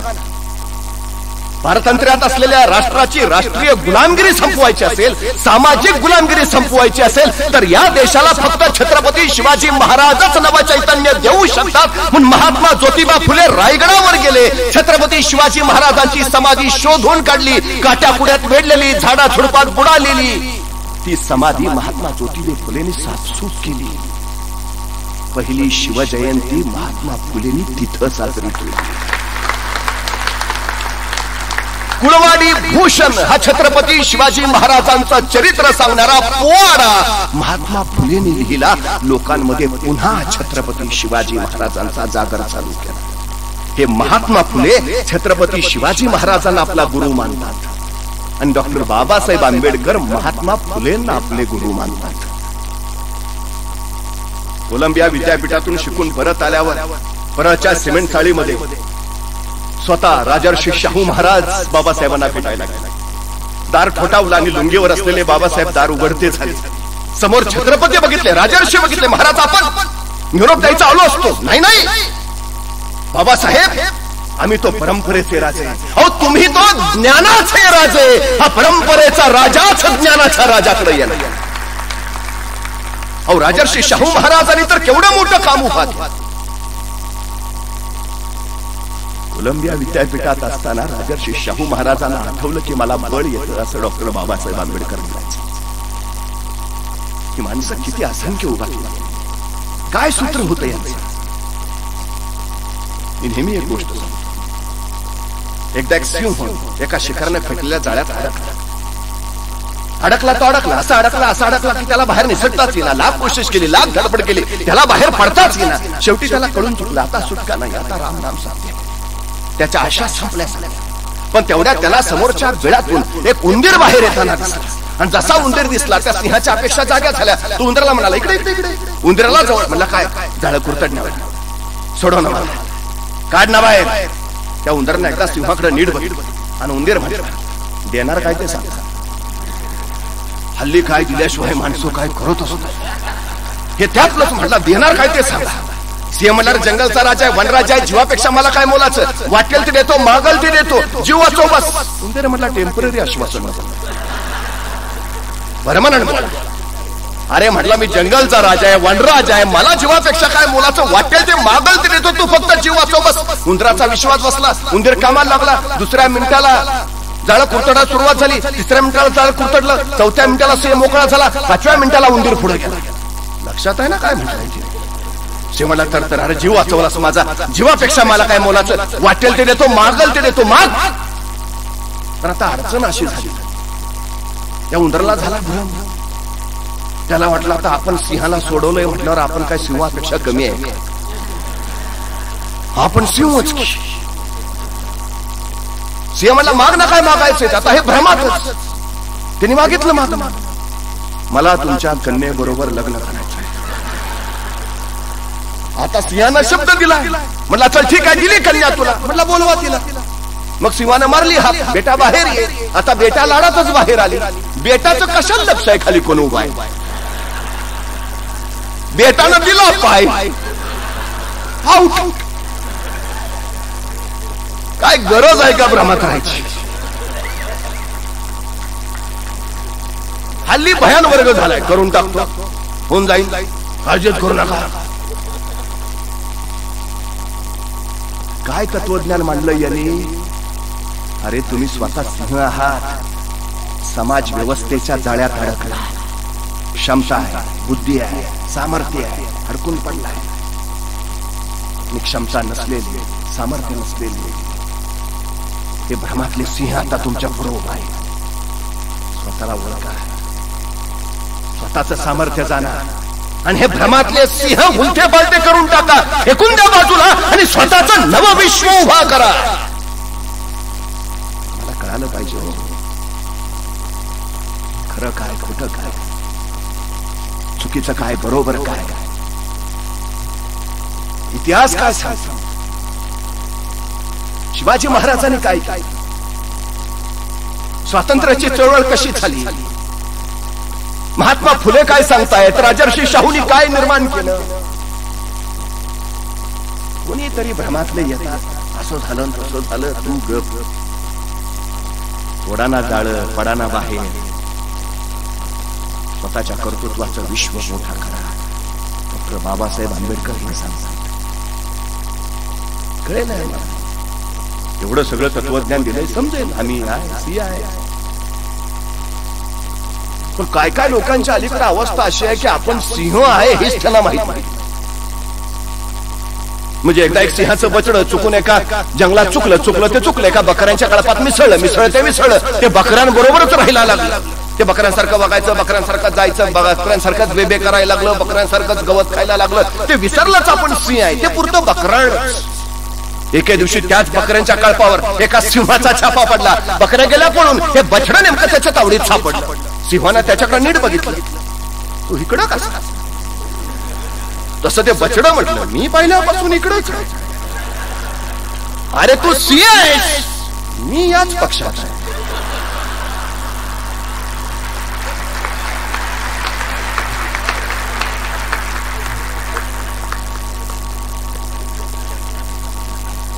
अरे तू सिंह आहेस, मी इकडंच. त्या सिंहाला राग दिली फाड दिशी ठेवून. त्या बछड्याच्या तोंडावर फटका बसला, त्याच्या तोंडातलं रक्त उघडलं. ते रक्त त्याच्या जिभेला लागलं. सिंहाने विचारलं, टेस्ट कशी.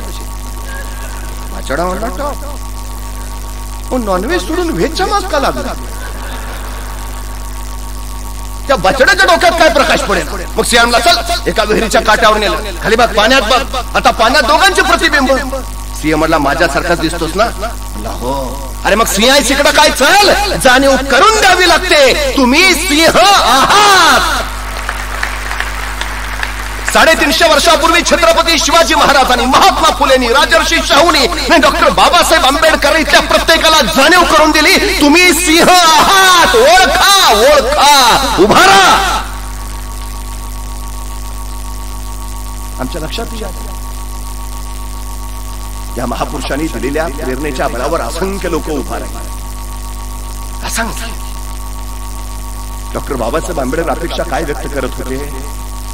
शिक्षणाचा अधिकार मिळेल, माझे बांधव शिकतील, प्रगती करतील, पुढे जातील, पुढे गेल्यानंतर मागं वळून बघतील. आपले असंख्य बांधव अजून तिथंच आहे हे त्यांच्या लक्षात येईल. ते मागं येतील, त्या बांधवांना सोबत घेतील आणि मग पुन्हा पुढे जातील. तसं घडलं नाही. जे पुढे गेले त्यांनी मागं वळून बघितलंच नाही. ते आमच्याकडचे त्याला म्हणावं काय एवढं सगळं राव तुला ह्यांच्यामुळे मिळालं, काय फरक? सिंह आहे पण सिंह नाही, काय देणं घेणं. म्हणजे एखाद्याला नुसतं म्हणावं महागाई काय वाढली नाही, हो का, हो गॅस केवढे झाले, असो का, नाही आज इचलकरंजीत कार्यक्रम आहे, हो का, खासदार पण आहेत, असो का, भानुगडे पाटील येत आहेत, हो का, तू जगतो कशाला? काय देणं घेणंच नाही. समाज राष्ट्र काय करावं, काय बघावं, काय उभारावं, काय प्रकारच नाही. आपलीच गाडी, आपलीच माडीन, आपल्याच बायकोची गोलगोल साडी, चलते रही जिंदगी. हा सगळ्यात मोठा घातक वर्ग आहे, सगळ्यात घातक वर्ग. या महापुरुषांच्या आपले शिवाजी महाराजांनी कशासाठी हे सगळं उभा केलं? इथून पुढची हजारो वर्ष माझी जयंती साजरी झाली पाहिजे यासाठी नाही, तर माझ्या या कर्तृत्वात इथून पुढे हजारो वर्ष माझ्यासारखे लाखो शिवराय तयार झाले पाहिजेत यासाठी. किती महात्मा फुले पुन्हा उभा राहिले, किती राजर्षी शाहू उभा राहिले, किती डॉक्टर बाबासाहेब आंबेडकर आम्ही तयार करू शकलो. अद्भुत अलौकिक कार्य केलं. समाजाला समाज पण बहाल केलं, माणसाला माणूस पण बहाल केलं. डॉक्टर बाबासाहेब आंबेडकर सांगतात माझी 3 दैवत आहेत, विद्या, विनय आणि शील. प्रज्ञावंत व्हा, विद्यावंत व्हा, पण नुसते विद्या मिळवून उपयोग नाही. चारित्र्य हवं, चारित्र्य हवं.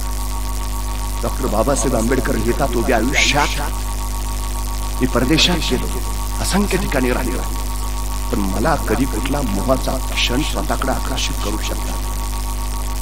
मी उभ्या आयुष्यात कुठलंही सुपारीच्या खंडाचंही कधी व्यसन केलं नाही. नुसतं शिक्षण, विद्या महत्वाची नाही, शील तेही महत्वाचं आहे, चारित्र्य महत्वाचं आहे. छत्रपती शिवाजी महाराजांचा 400 वर्ष का जागर करतोय आम्ही? अनेक राजे झाले, पराक्रमी होते, पण चारित्र्य संपन्न होतेच असं नाही. महाराज पराक्रमी तर होतेच, पण चारित्र्य संपन्नही होते. हे महाराजांचं सगळ्यात मोठं मोठेपण आहे. का डॉक्टर बाबासाहेब आंबेडकर सांगतायत की प्रज्ञा जितकी महत्वाची तितकंच शील महत्वाचं. शील. मी आयुष्यात कुणाशी दगाबाजी केली नाही, मी आयुष्यात कधी माझ्या तत्वाची प्रतारणा केली नाही, अजिबात.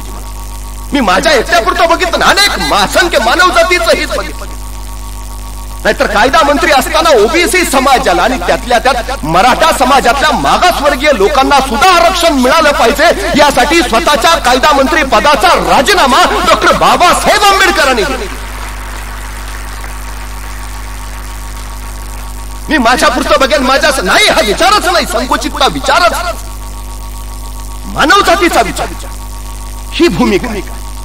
त्यांनी धम्म पत्कर का आत्मा परमात्मा मोक्ष असल्या संकल्पना नाही, तो परलोकाचा नाही, इहलोकाचा विचार करतो, तो मानवतेचा विचार करतो, नीतिमत्ता सदाचरणाचा विचार करतो, माणसाच्या रोजच्या जगण्यात हात घालतो, सगळ्यांना समतेनं वागण्याची शिकवण देतो, सगळ्यांचंच भलं झालं पाहिजे हा व्यापक विचार तो ठेवतो. काय अपेक्षित आहे? डॉक्टर बाबासाहेब आंबेडकर उपासना कशाच्या करतात? स्वातंत्र्य, समता आणि बंधुता. ह्या माझ्या उपासना, आयुष्यभर मी यांची उपासना. शिवाजी महाराजांनी स्वातंत्र्य दिले, सगळे एकत्र का आले? त्यांच्यात बंधुता निर्माण झाली, समता आहे आणि न्यायही मिळतो. भारतीय राज्यघटनेची सगळ्यात मोठी वैशिष्ट्य ही आहे, ही सगळ्यात महत्वाची. स्वातंत्र्याची उपासना, समतेची उपासना, बंधुत्वाची उपासना, न्यायाची उपासना, हे जगण्याचं तत्वज्ञान. स्वतःचं दुःख बघून आमच्या डोळ्यात पाणी येतं. एवढा मोठा माणूस प्रचंड, पण संवेदनशील सुद्धा तितकाच होता, विलक्षण.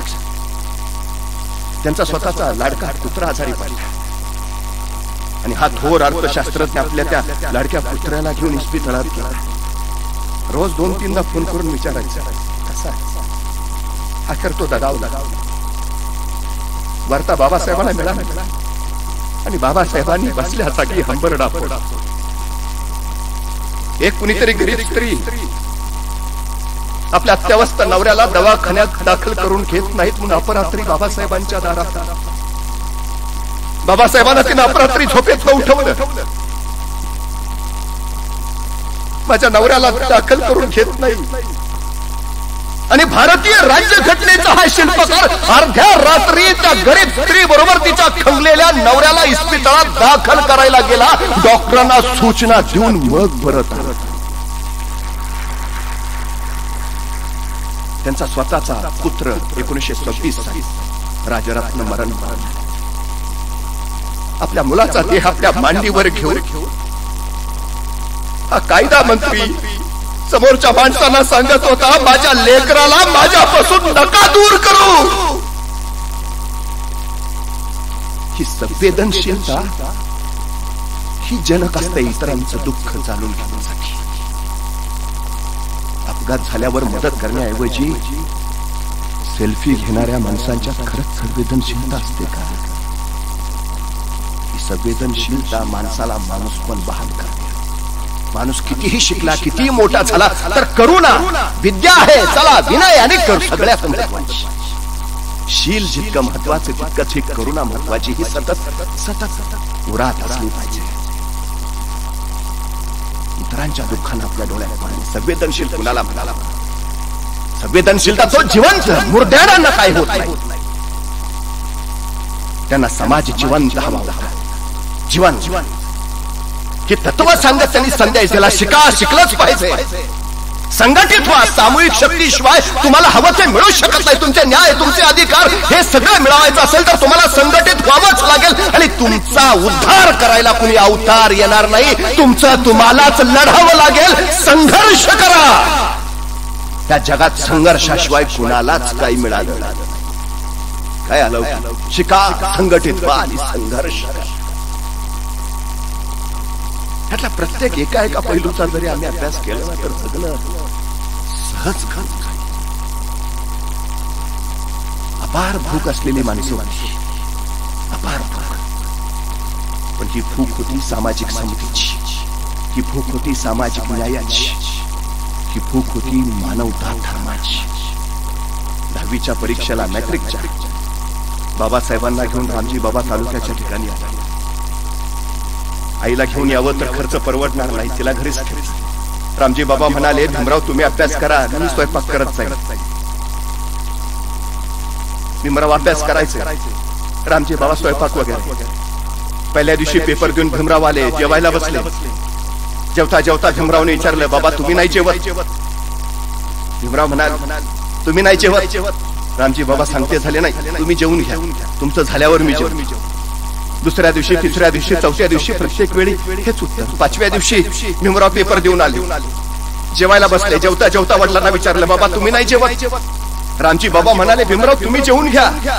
तुमचं जेवण झाल्यावर मी जेवतो. पण त्याच वेळी भीमरावांच्या लक्षात मी रोज बाबांना विचारतोय तुम्ही नाही जेवत आणि बाबा सांगतायत तुमचं झाल्यावर मी जेवतो.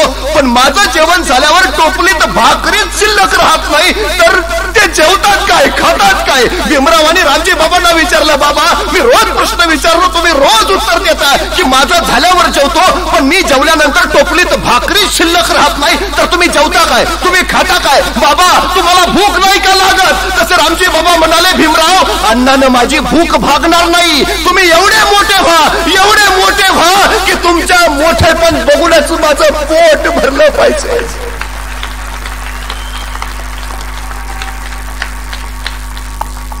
कशातून घडले भीमराव? रामजी बाबांच्या या भुकेत भाकरी माझी भूक लागू शकत नाही.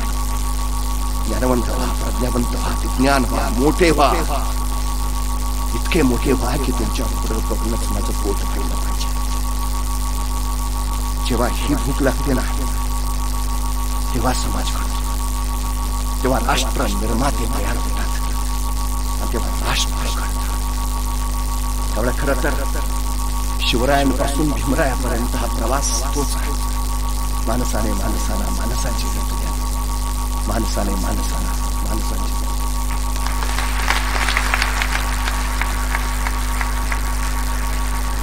धन्यवाद साहेब. यानंतर आभार प्रदर्शनासाठी येत आहेत माननीय राजाभाऊ कांबळे साहेब. तत्पूर्वी सर्वांनी घोषणा देत आहेत. छत्रपती शिवाजी महाराजांचा, महामानव डॉक्टर बाबासाहेब आंबेडकरांचा. यानंतर राजाभाऊ कांबळे यांनी विनंती की त्यांनी आपलं आभार प्रदर्शन करावं.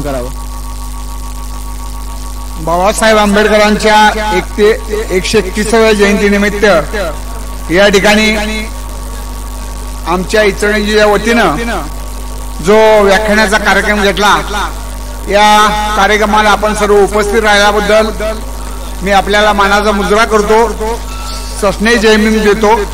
आणि या कार्यक्रमाला भानुगडे पाटील साहेब, लोकसभा प्रतिनिधी माने साहेब, विधानसभा प्रतिनिधी आवळे साहेब आणि इचलकरंजीचे आजी माजी लोकप्रतिनिधी उपस्थित राहिल्याबद्दल मी सर्वांचा आभार मानतो आणि हा कार्यक्रम संपला असे जाहीर करतो.